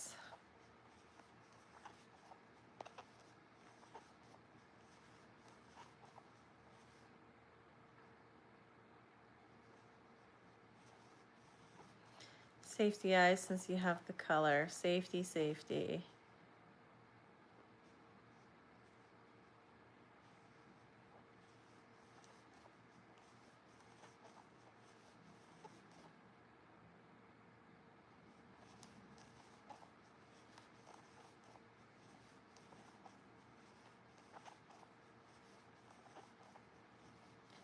I just buy, I have yet to try the painted eyes actually. I just have the like glitter eyes that everyone used to use, but before like painted eyes became a thing.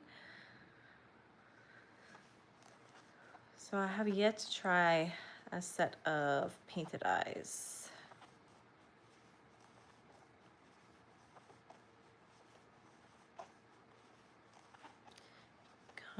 Home, can't go anywhere right now. Good, just lots to clean up. Ugh, that's so sad.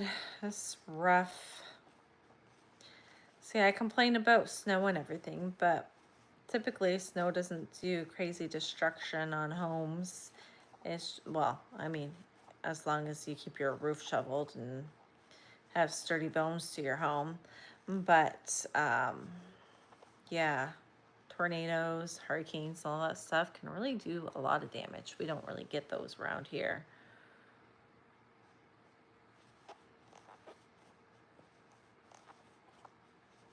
Thank you, Sandra.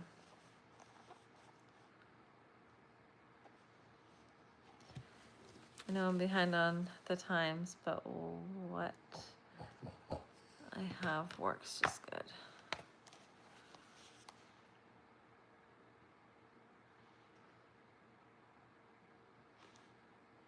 Felt ties. I have some felt ties. I bought my felt ties off of Etsy.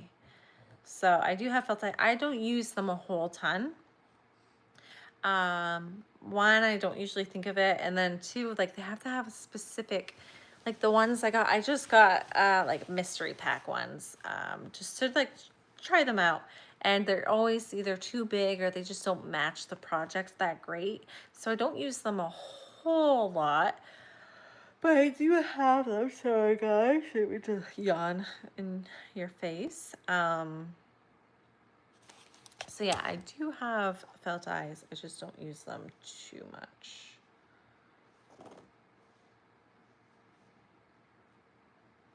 I think I got them from Felt Avenue on a sale one time. It was like a mystery pack of 10 or something like that you could get of random sizes, and yeah, so.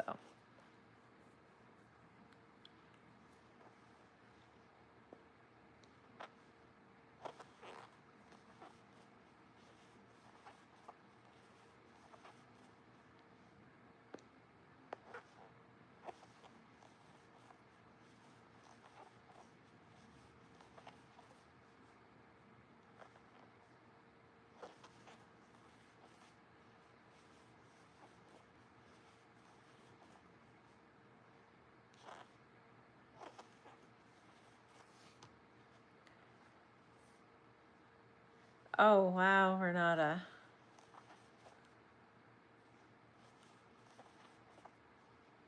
All your class supplies are in tow. It's only do you guys are you like since that weather occurs, like, are you prepared? Do you guys prepare? Do you expect to get like storms and whatnot so that you know to pack them in totes, or were you just lucky to have them in totes?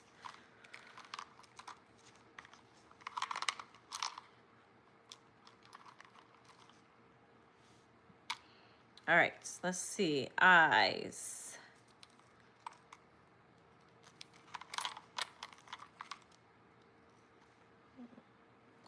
Those are too pink. I'm thinking these ones would go.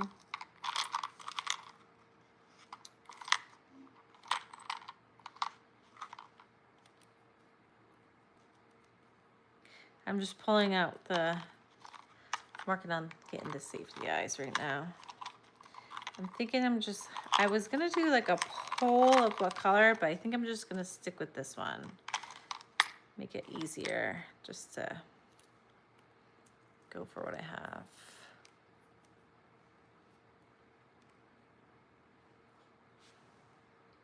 Some purple eyes. Basic purple eyes, nothing fancy here. Live here most of my life. They've been in totes all the time. She makes them and she adds them on so many things, even mouse. I bought some from Alyssa G actually for the bluey pattern she has. I did purchase, oh no, that's too like purple on purple. I can't do that. That's too close. Too close. Maybe I'll do, let's see. There's some green in this, so maybe I'll do the green because that purple is too much, too close. Oh yeah, I think the green will look better. Thank you, Monique. The green will look good, I think. And then having a little hint of green in that shell will really make it pop. What do you think? Yes? No? I think I have yellow too, because there's yellow in there too, but I think I like the green. I think the green goes nice with purple. So those are the two colors. I think the green, what do you think? Yeah, green. Going with the green.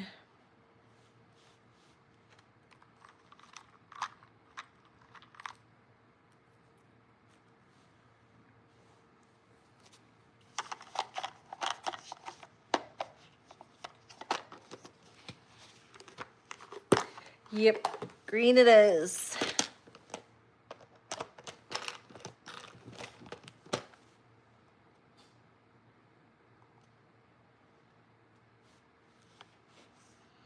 All right.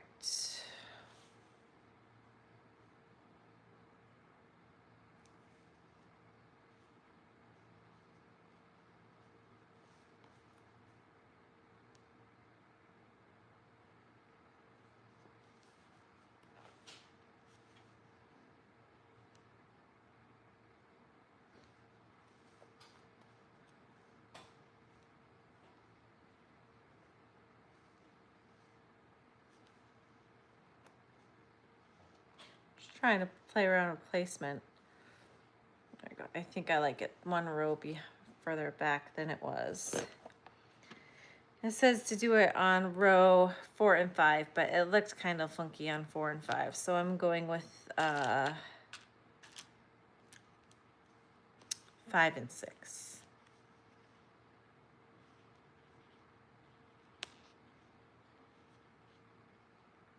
Oh no, Beth.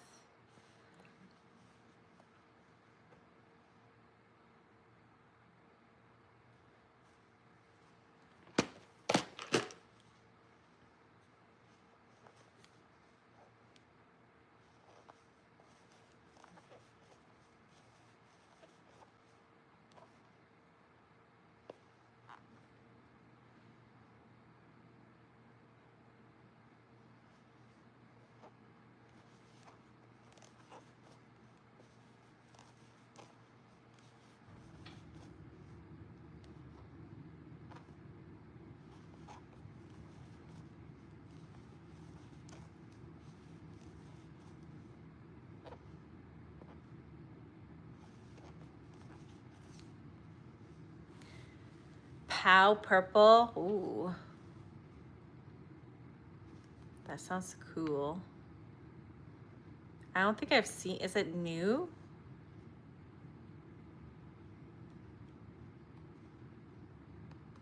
I guess I don't really, I think the only Bernat Brights I've ever gotten was the yellow.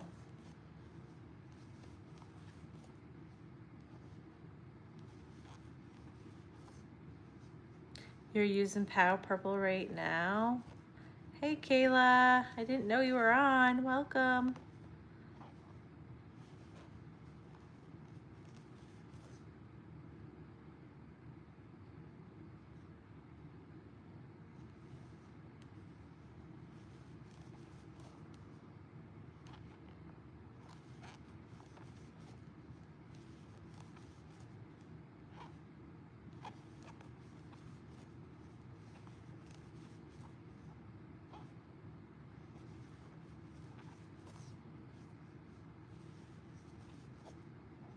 Well, no, I'm thinking Sparkle because I was gonna say, isn't Bernat Brights kind of rough on the hands too? But that's the Sparkle because I've gotten a Sparkle before, and that hurt my hands.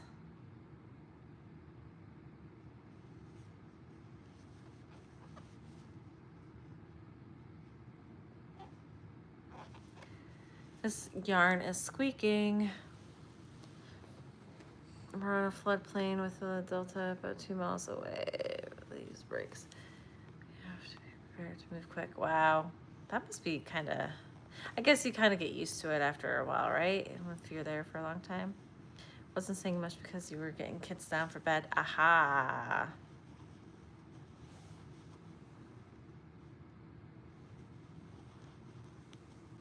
Waiting impatiently for your premiere order. When did you order it? Like last week, wasn't it? I need to make an order before the sale is off. And the one that was dark blue, it was pretty rough, but the color was nice. Sparkle is rough too, yeah.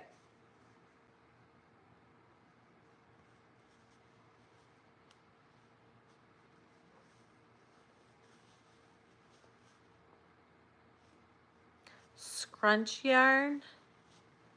I don't know what the scrunch yarn is.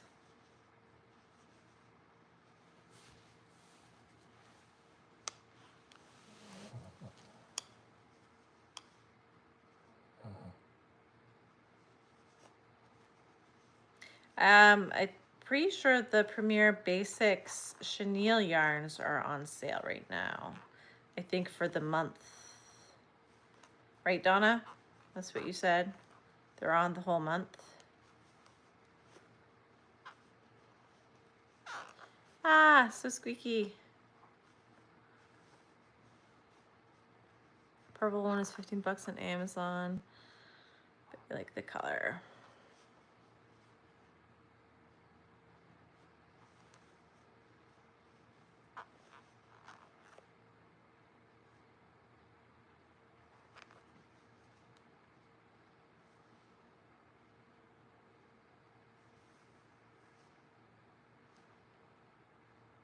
Got his head done 5 days ago. Yeah. How long does it usually take them to ship to you? I feel like it's like a week, week and a half for me, for them to get here. Scrubby pads. Oh, okay. Yeah, I know what one you're talking about. Yeah, on their site, Kayla.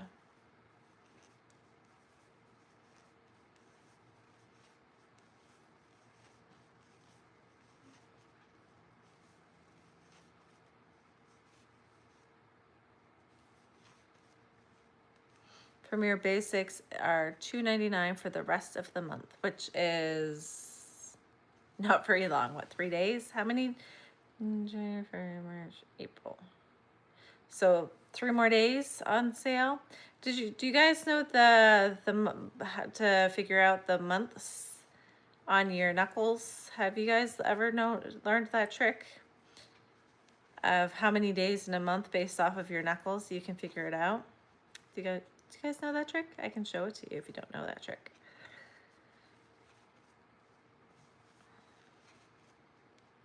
A birthday. Oh, that's right. Your birthday's coming up, isn't it? Happy early birthday. You're going to be what? 25, right?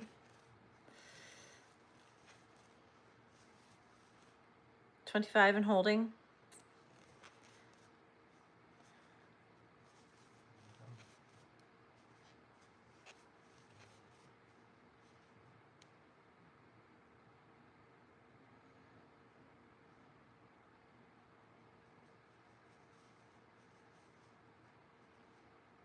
$26, but who's counting?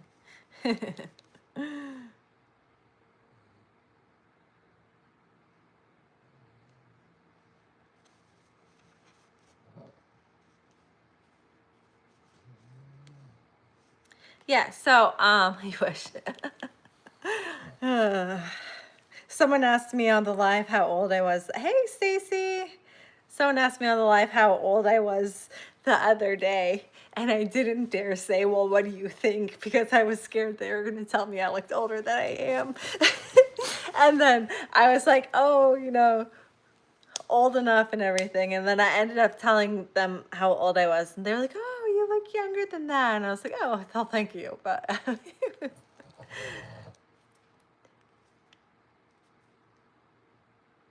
yeah, so the trick to figure out the months, how many months are in the year, is so when you go on your knuckles, so January is the higher, so it's, and you know it's 31, and so it's January, February, and you know February is always going to be like 28, maybe 29, right? So the lower ones are going to be 30, and the higher ones are going to be 31. So it's January, February, March, April, May, June, July, August, September, October, November, December. And that's how I figure it out if I don't know on top of my head, like, well, what number it is. I'm like, okay, so the top one is going to be 31. The inside is going to be 30, unless it's February, and then it's 28.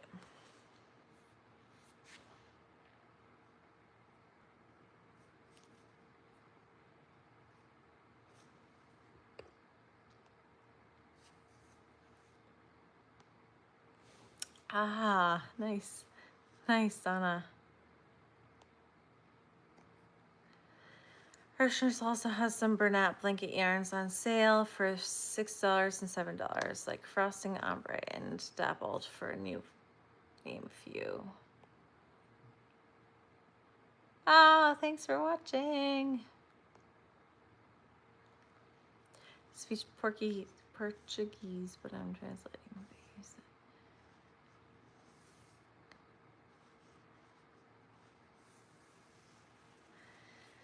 All right, I'm caught back up. All right, so where was I?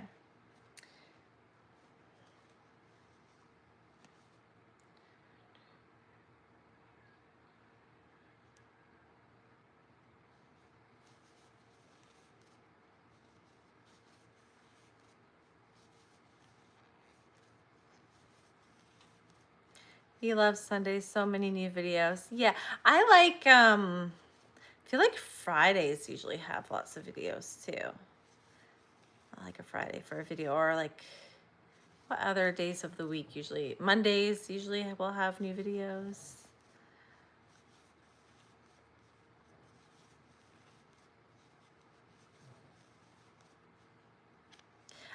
So I finished one and I'm working on a second one. So I have the head and I'm starting on one of the fins.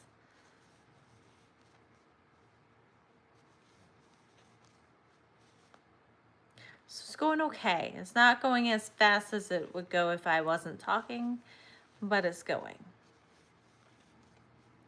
Free shipping on 35 plus for today. From where? Is that from Hirschner's? Is that the one? Or, wait. Hirschner's also has some Bernat blanket yarns on sale for $6 to $7. Frosting ombre doubles.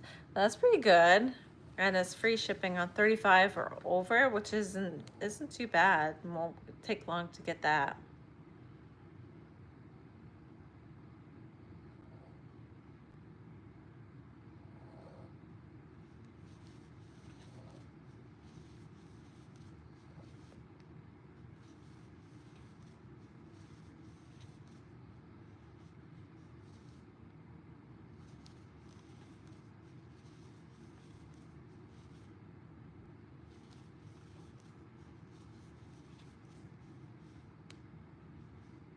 All right, I keep messing up my count.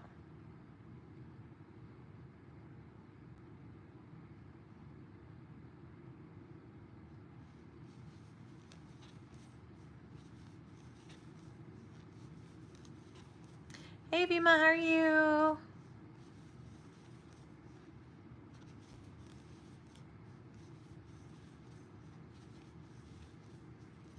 I am good. Thank you for asking.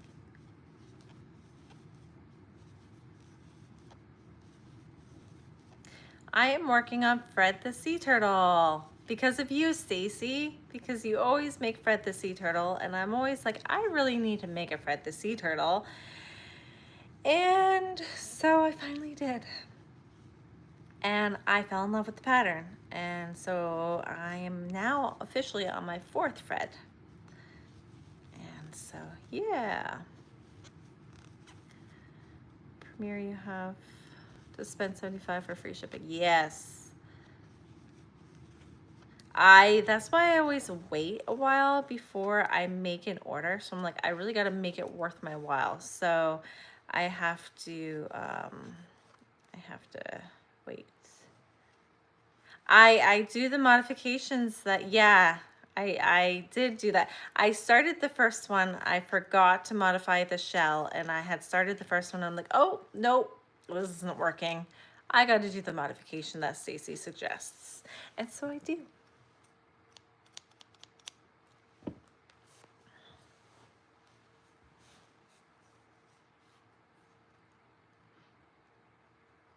I don't think I did on this one though. I wasn't paying attention to what I was doing, and I think, and you can see it like pops up just a little bit on the top. So I don't think I did it on him.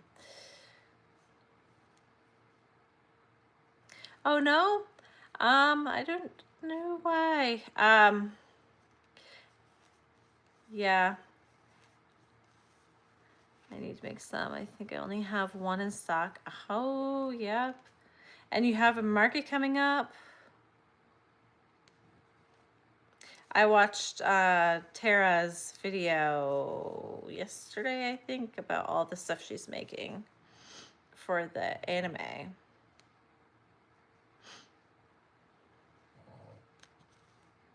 I haven't, you just put one out today, right, Stacy? I haven't seen that one yet. I haven't gotten a chance to watch it yet.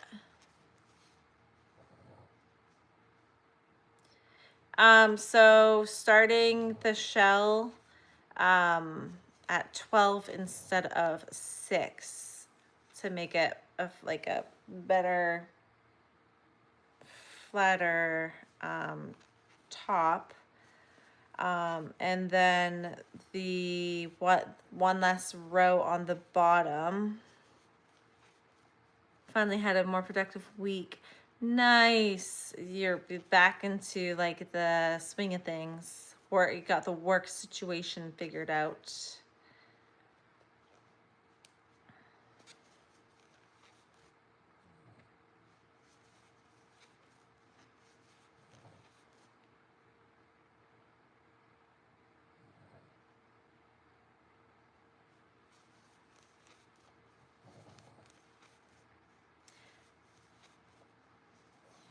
It's a lot to like, it's like a big lifestyle change to do something like just change something so large in your life like that. You made multiples of something? No way. You don't enjoy that though.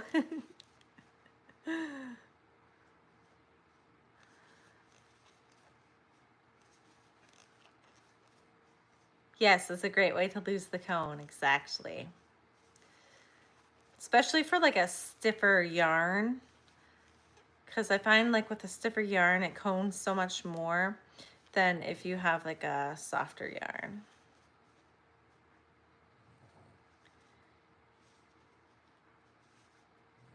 Making Fred tomorrow to restock. I've never had Fred at a market, so I'm excited.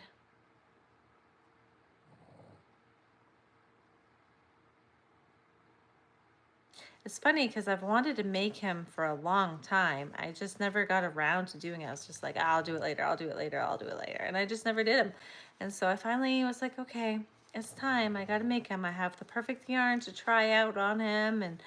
And I made him and I'm like, oh, that was fun. And I made another one. And I was like, okay, I'm hooked.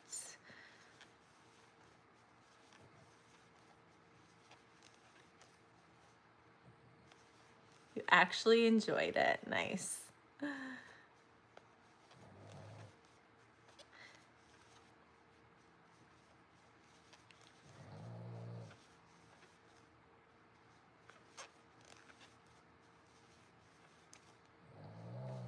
Oh, now I'm intrigued to know what it is.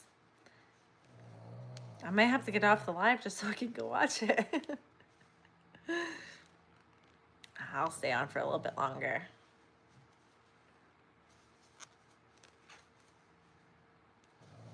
You can listen to the symphony of Fred snoring. Poor Fred. He's had a rough week this week. He's been limping. I think arthritis is kind of catching up to him. He's an old man, and I think it's catching up to him a little bit, unfortunately. It was kind of rainy out, so I think that made it worse. I'm not sure. So I've been making sure to give him a little bit extra love lately.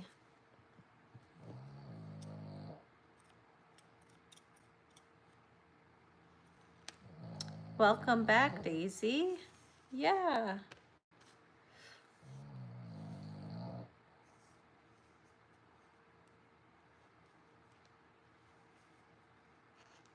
You love Fred snores.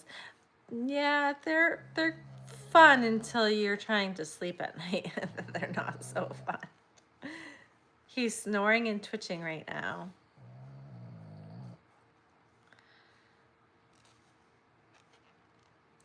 Yeah, I'm a little concerned about him. He's been limping a lot. It's usually like when he's been laying down for a while and then he gets up to go walk, he's just like sore. Aw, thank you, Daisy. That's awesome.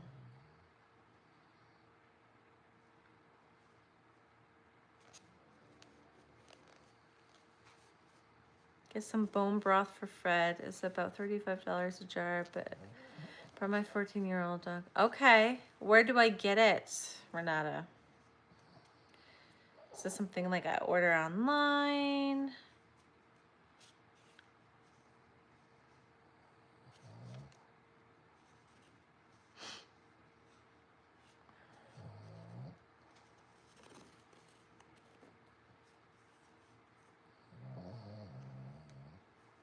Thanks for joining. See ya.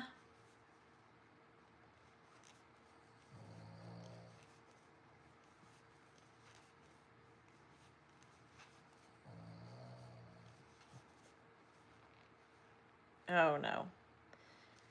I'm struggling with my magic ring right now. Come on. There we go. I got it.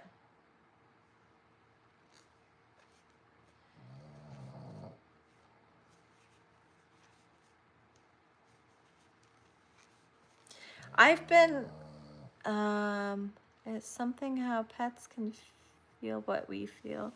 Excuse me, guys, as I reach forward for my drink.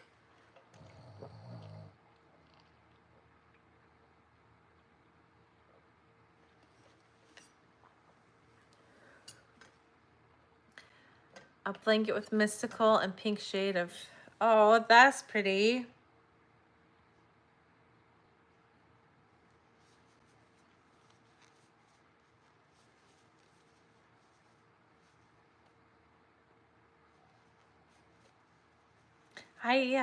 I struggle finding the mysticals. Oh, you guys know how I made like that Joanne yarn order like months ago now? And it was pending. Half my order was like pending. And I had a bunch of mystical on there. Yeah, it's still pending. I'm like, you might as well just like tell me I'm not going to get it at this point because it's not happening.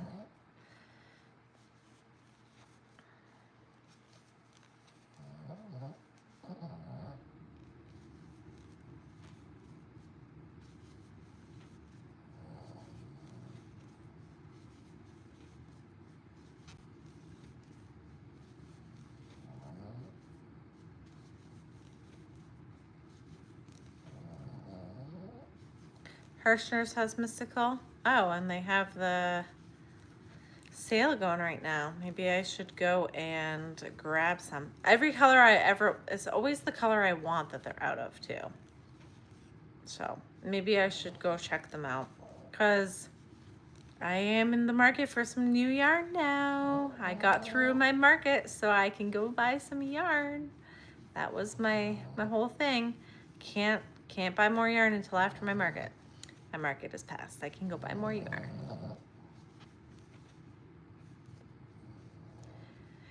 So orange can is the meal topper that you mix with water.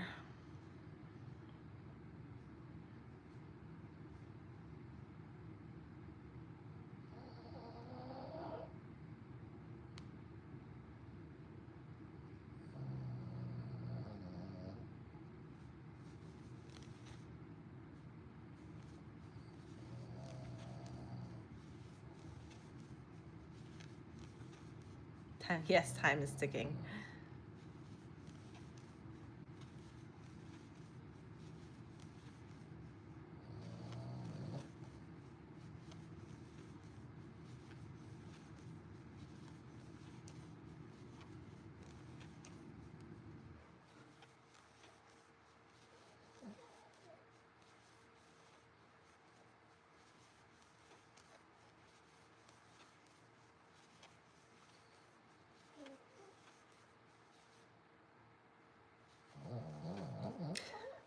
He's really snoring.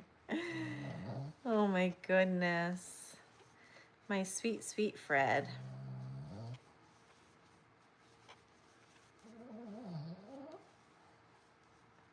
I'm not sure when my next market's going to be. I don't really have one scheduled until July, but I don't want to wait until July because I have so much inventory and I need to get some inventory out of my house.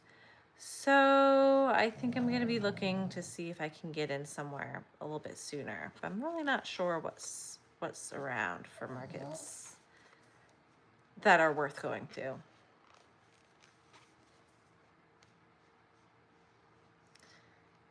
Oh, Monique. Monique. Was it more expensive on Amazon or was it kind of the same?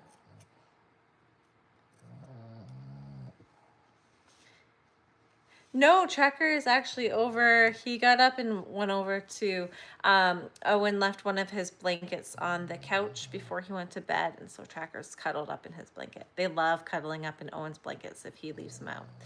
Owen is a blanket boy. He loves a blanket. You buy him a blanket for any holiday, and he's going to be a happy kid. So he has a lot of blankets and he carries them all around with him. And so he left one out and Tracker's cuddled in it. There's one blanket that he doesn't want to,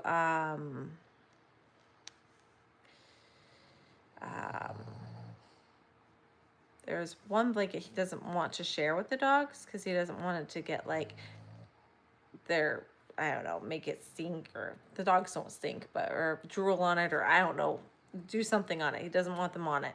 So I have to make sure to keep that one picked up so they don't lay on it. And they love laying on that one because it's super soft.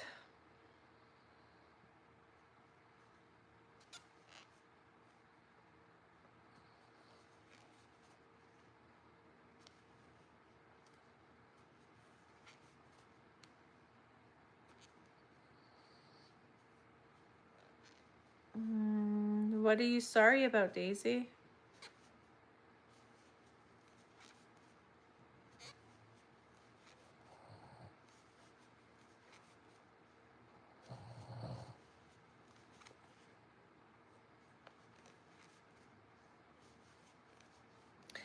More money, but probably can't find it anywhere else, so kind of worth it, right? I have to leave even though I don't want to because it's almost bedtime. Oh, yes. Well, I'll probably be on another time during the day at some point this week. So maybe you can catch one of those.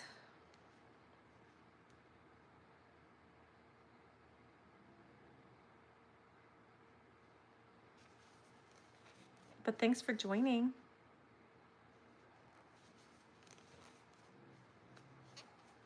If you use honey, there's a lot of coupons for harshness, but they don't stack. I don't use honey.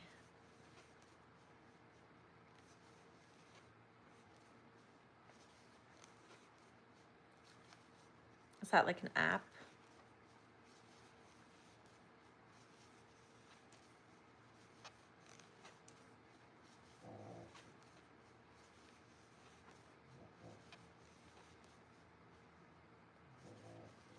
All right, I am on my 4th fin, and then we get to start the body, or the shell, I should say.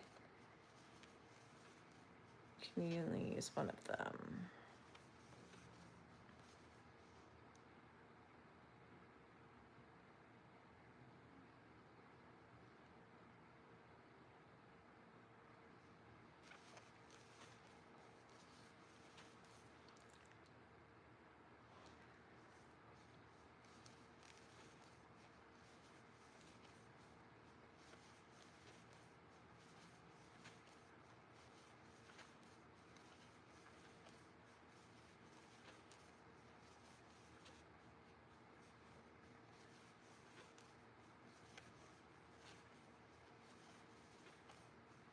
Guys, I'm like totally getting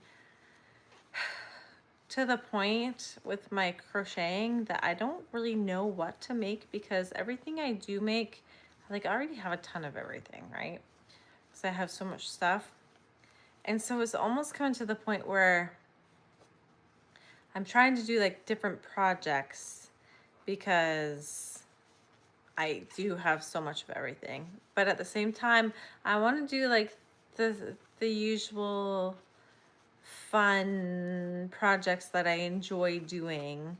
It's kind of getting hard because like I don't want to do another loaf cat because I have 10 loaf cats and I don't need 10 more loaf cats, but I enjoy making loaf cats because they're kind of mindless projects. So I'm wondering if I should try to do like a hexy cardigan or something like that, just for the fun of making something, since I have all this time on my hands. What do you guys think? What should I make? Give me some ideas of what to make just for fun. Good night, Beth.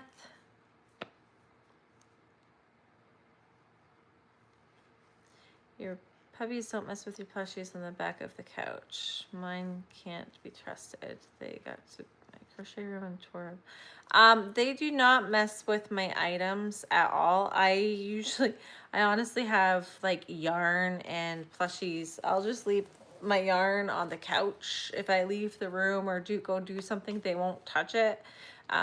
They have no interest. I taught Fred, my older one, when he was just a puppy, what was his and what was mine and what was the cat's, and not to touch mine or the cat's, but he was okay to touch his. And that kind of just translated into my puppy. And yeah, so they're really good. Although Fred used to, when I had my blue octo up here, Fred would pull that down and lay on it. He wouldn't like wreck it or anything. He just wanted to lay on it like it was a pillow. So it kind of became his. But he hasn't bothered this one yet. He hasn't been interested in this one. So I guess just that one blue octo was the only thing he was really interested in. Do something for myself.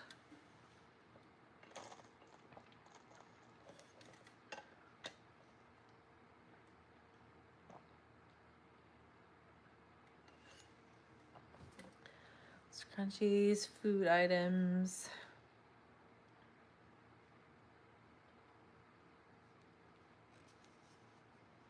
There is a blanket I want to make too. That's just, I just like making blankets. So there's also that. I don't want to tell you guys what it is though, because if I make it, I want it to kind of be a surprise.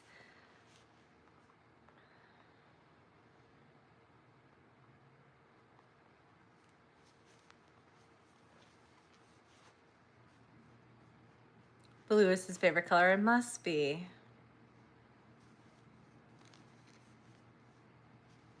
Really cute rainbow rug blanket that I want to do for fun. Ooh, I've been wanting to do like a rainbow one. So you'll have to send me, is it like a paid pattern, Kayla?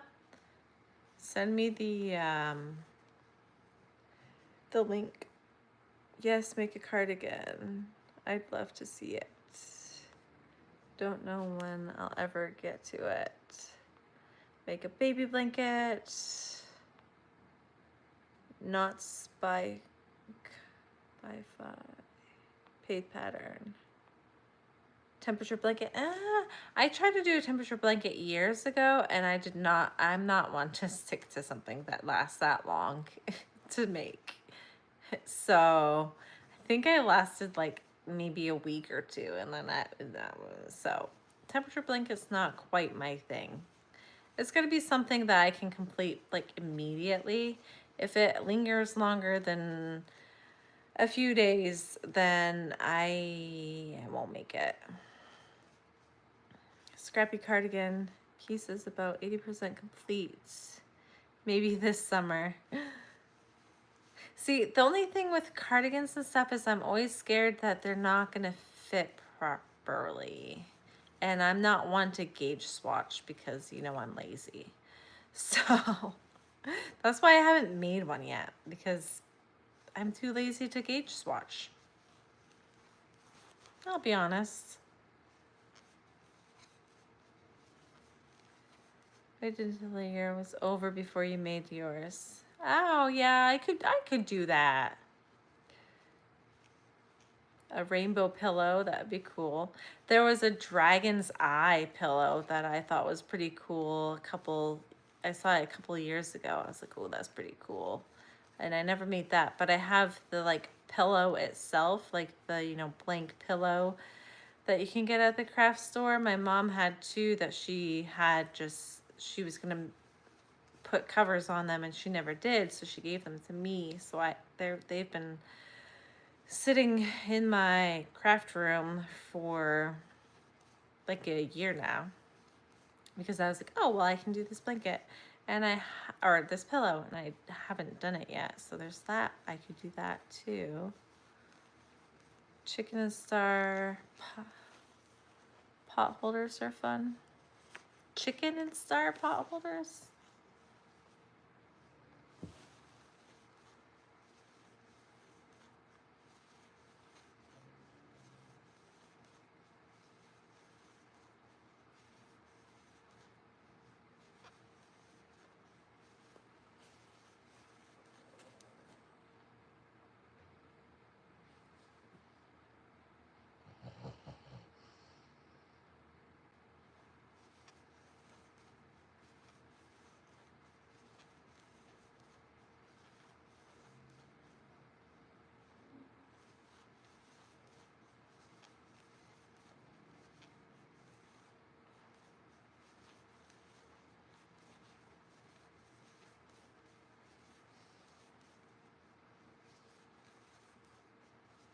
Rainbow blankets by Knots by Fi. Is that how you would say it? Knots by Fi, Knots by Fee. I'm so bad at pronunciation. Like, I have Ko-Fi, right? But then the other day, they have these like little videos down at the bottom. And so it's like, oh, I should probably watch those because I've had it for a while and I've never actually watched the like getting started videos. And so I went to watch a video and they're like, yeah, for Ko-Fi. And I'm like, okay, because I always thought it might be coffee, but then it looks like Ko-Fi to me, but then it's apparently Ko-Fi. I'm just gonna keep calling it Ko-Fi, because like Wi-Fi, Ko-Fi, it's kind of what. So I was like, oh, okay, I've totally been like saying this wrong since day one. It's great. Oh well. It is what it is. Fee, I think. Two separate. Oh, okay. Of the cardigans fish. I am working on the length now. Nice. Scrappy spiral snake fish. Oh, fun. I am working on a turtle like that one, but with I'm doing the shell right now in the purple.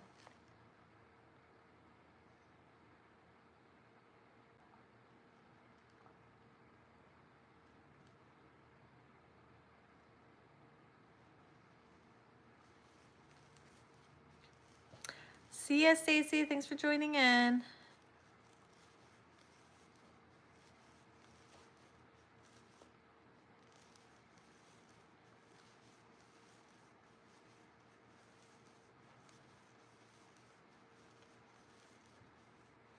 Oh wow, it's already 10:30. I should probably get to bed too. Holy moly. I gotta get up early. Get the kiddo to school. I'll finish this round and maybe do a couple more rounds and then I'll go to bed. You guys didn't tell me it was so late. No wonder I'm like starting to see double. Way past my bedtime. My bedtime's like 8:30, 9 o'clock. I'm such an old lady when it comes to bedtime.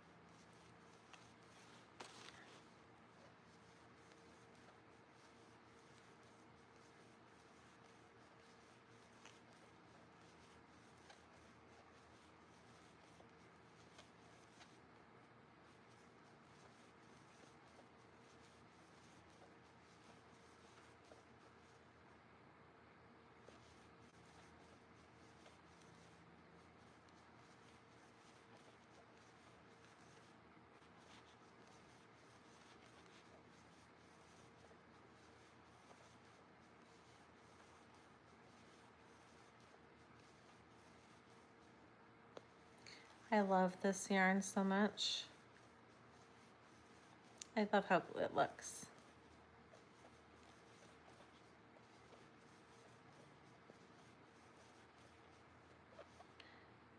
Go to bed and still stay up until 1 or 2 in the morning. Oh no.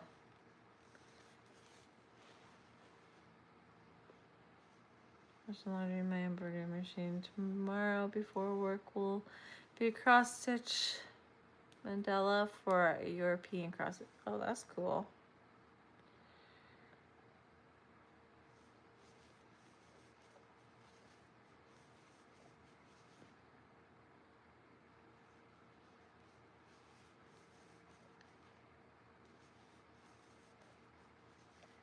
Yes, it is. Are you in there too?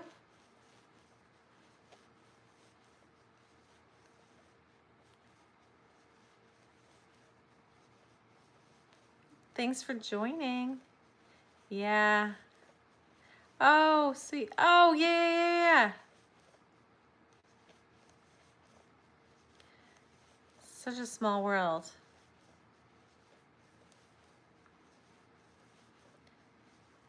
Yeah, I haven't been very like talkative in that group just because you know, my kiddo and I were busy doing things. But just yeah, didn't you post yours today, right?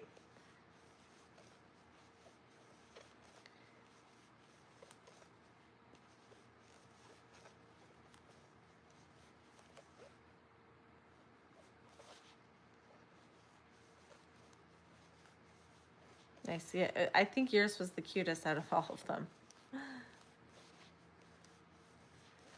I liked it. I like the colors and everything.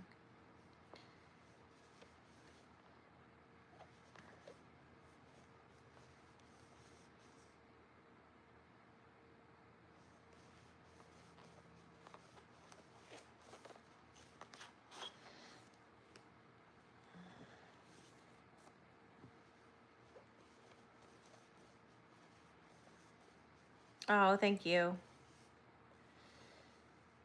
I was worried about having enough yarn to do it. So I had to go with the one skein of yarn that I had double color of, like two skeins worth, so that I wouldn't run out. And thankfully I had enough, but I was worried.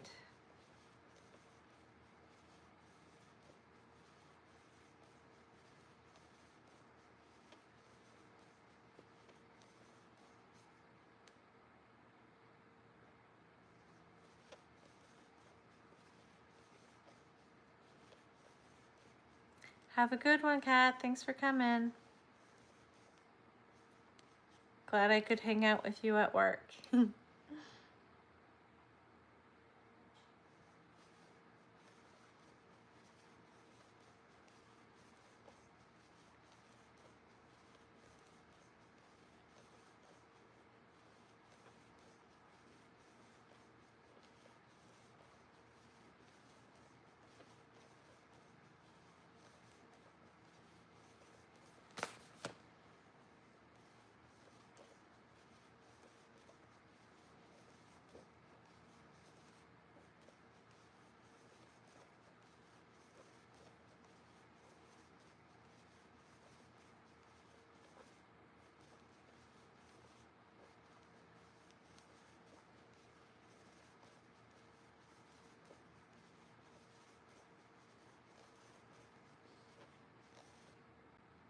Oh, thank you. Yeah, it was a fun market.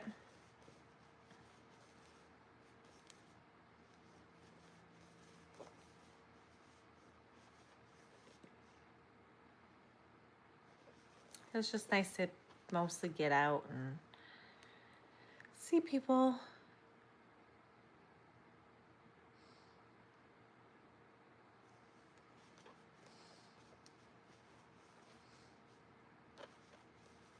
All right, I'm on my last round of the shell. Then I'm gonna attach the body parts to it so you guys can see it, and then I'm gonna go to bed. You like my new intro of my videos? Thanks. I just wanted to kind of like make it a little bit, you know, more exciting, because I've always just never had an intro. It's like it's time to add an intro in there. That's what screwed up my video on Wednesday though. Somehow the intro, I had done something to it and it messed up my video, and that's why I had trouble on Wednesday with my post, and I had to take the intro down completely to make it like I had just like deleted a bunch of stuff, but it wasn't complete. It was like still in storage but deleted from like the photo album and whatnot. So thankfully I was able to recover everything. Then I had to re-edit the entire video, and like I had things, I was going somewhere that day and everything. So it happened while I was like mid workout in the morning. Someone had messaged me and was like, hey, just so you know, your video is messed up. And then I got like 3 other messages from people that were like, your video is messed up. And I was like, ah, crap. So I'm like working, like I'm walking on the treadmill. I'm like trying to figure out what's wrong with my video. I'm like trying to edit as I'm trying to work out, as I'm trying to like plan for the rest of the day. And finally, I just had to, before I did anything else, I was like, okay, I'm just gonna sit down and I'm gonna re-edit this entire video. Fun. And go from there. And hopefully I can find all the pieces. And it took me a while to like find all of the all of the pieces, like, because I'd be like, oh, okay, yeah, got that piece, put that piece in, re-edit, get this piece, put that piece in, re-edit. And then I thought I wasn't going to find my like close out video. I was like, oh shoot, I can't find my, I'll just have to reshoot it and just tell people like why it's weird and different. And then I finally found it. And so I was like, okay, cool, awesome. So I was able to put that in, and I was like, I'm not even gonna bother with the intro because I don't want it to screw up my video again. And so it didn't. I didn't put that in. And then today's video, it didn't screw up. So yeah, that was a process. That was fun, you know. Get having a bunch of people be like, your video is screwed up. I'm like, no. It's the first time that's happened. So I'm lucky that that's the first time it's happened. Are you around your dragon snugglers that you sold?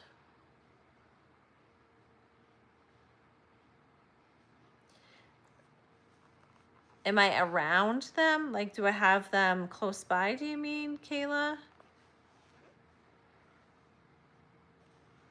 It looks so professional. Thanks. Oh, thank you. Yes, my Octo. My new favorite Octo. Hello, welcome in.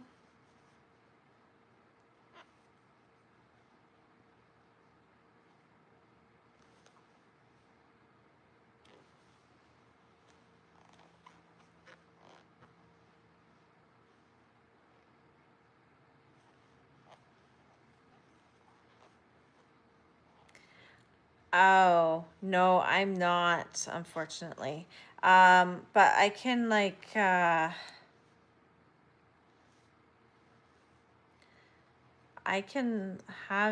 can grab one for my next live if like you just want to like see what it looks like. Or do you want to know what the pattern is? Because it's the pattern I use is the Eclectic Scribbles Dragon Snuggler pattern. And then all I did was I used like the extra sized yarn to make it. So they came out like giant.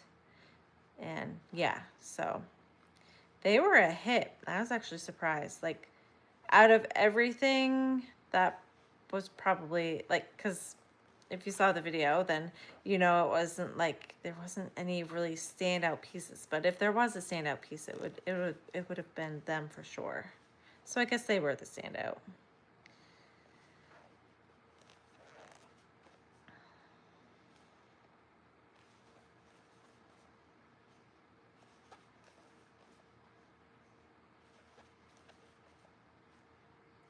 Do I ever make weighted plushies? I have made a few and they sell well. I have made a couple, but I haven't made any recently.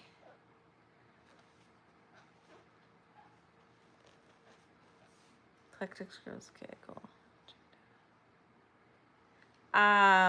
Probably not enough. I think I only had them for like 30. So I'd probably up it from that. I didn't have a high enough price on them for sure. That's probably why they were flying.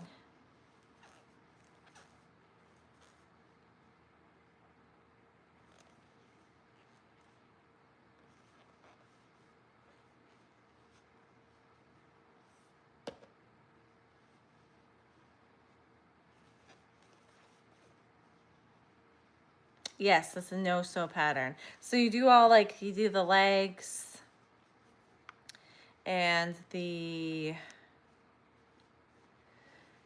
do the legs and then you start at the head and you work down and you add the legs as you go, and then you surface crochet the wings and the horns on at the end and the frill on the tail. It takes me about 45 minutes to make one.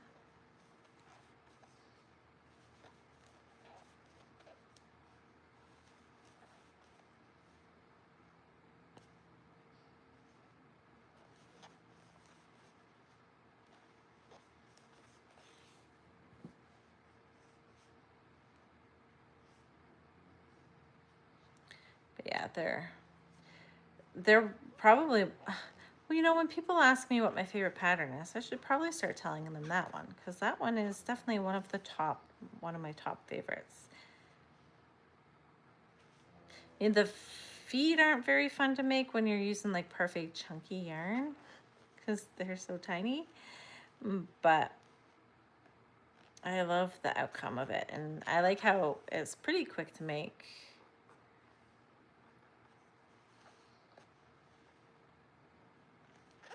I wasn't sure how they would do either, because I don't usually typically sell a ton of plush, like stuffies, like or not the stuffies, the snugglers, because I hear a lot at my table like, well, it's not stuffed. I don't want it because it's not stuffed.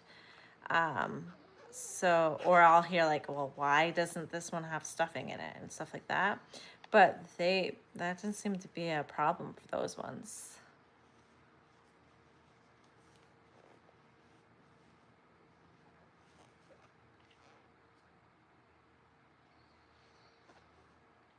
Yeah, she has some more pattern, like snuggler patterns as well. No sew. She has like a goblin, an axolotl, a possum, a bunch of no sew snugglers. Like if you use a smaller yarn, they usually come out like this size for me. But the extra plush yarn makes them extra big.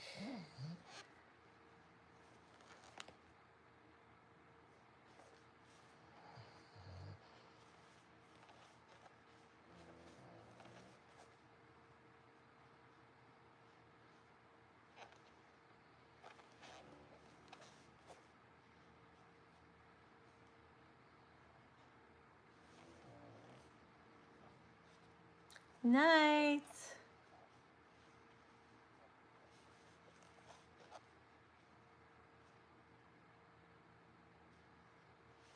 New sew.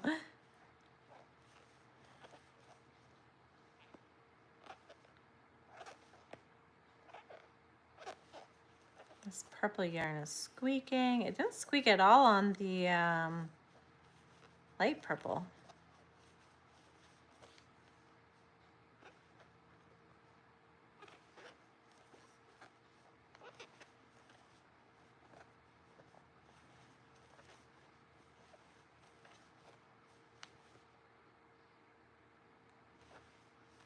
All right, you guys want to see what it looks like with the purple attached? Oh, that's cute. I like it.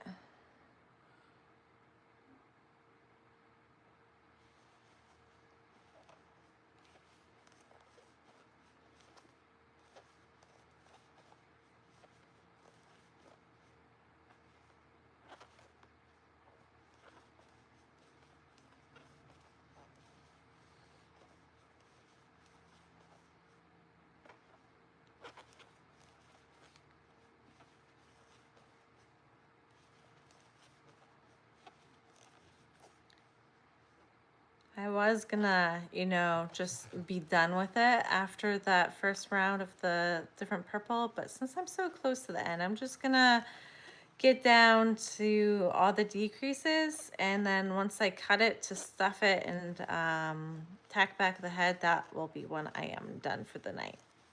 I was like, I'm this close, I might as well just continue until I get, to the finish line. I'm too close to not.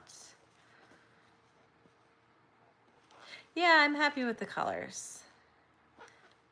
Sometimes I'm not sure. Sometimes I just like take a risk, and I think these ones go good together. Sometimes it works out. Sometimes I'm not too happy with it.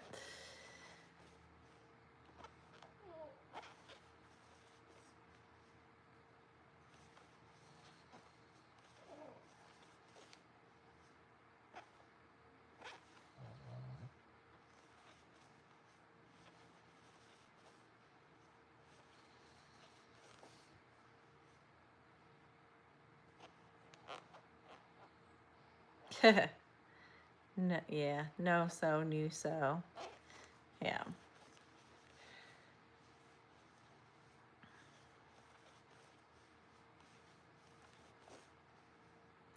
Oh, my hand's gonna be happy for a break tonight. It's kind of mad at me right now.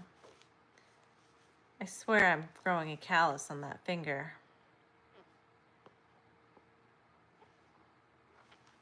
I've been trying to work more with bigger hook.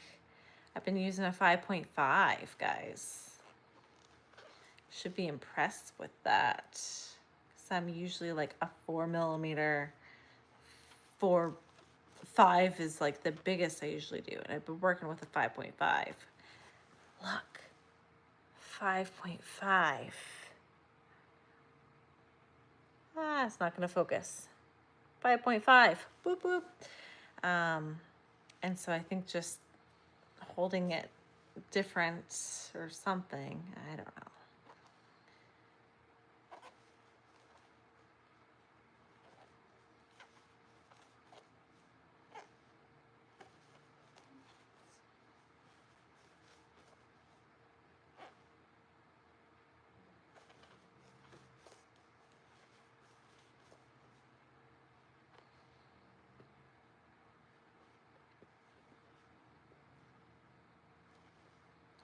All right, let's see.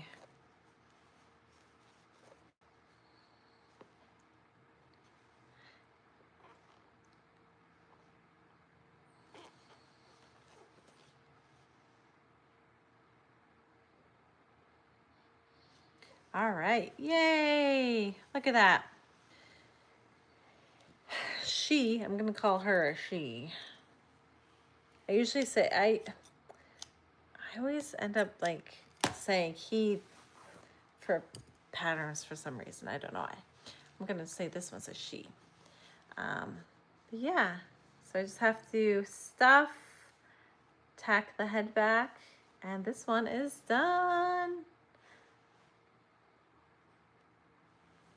I like it. And I think that's gonna be it for tonight because I need to go get some sleep. Callus from the smaller needles when I'm working on doilies. Oh yeah. Yeah, it hurts just like right here. Just that one finger right there. Just the way it's rubbing on my finger or something. So I think I'll have to take a little bit of a break on crocheting tomorrow. Well, usually do groceries on like a Monday anyway, so I don't usually crochet too heavy on Mondays anyway. So that's probably a good thing for me. Thank you. You have a great night too.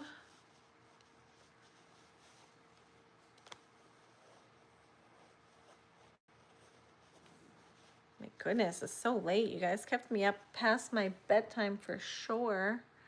Night, Donna.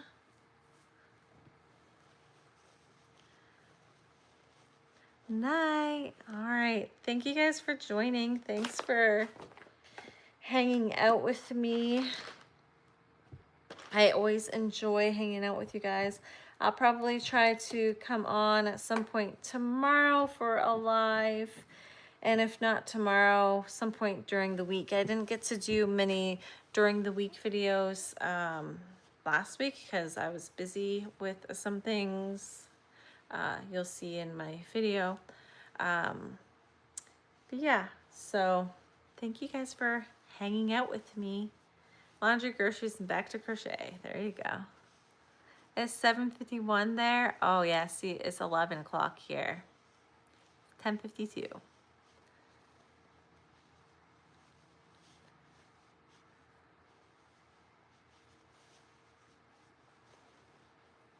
All right.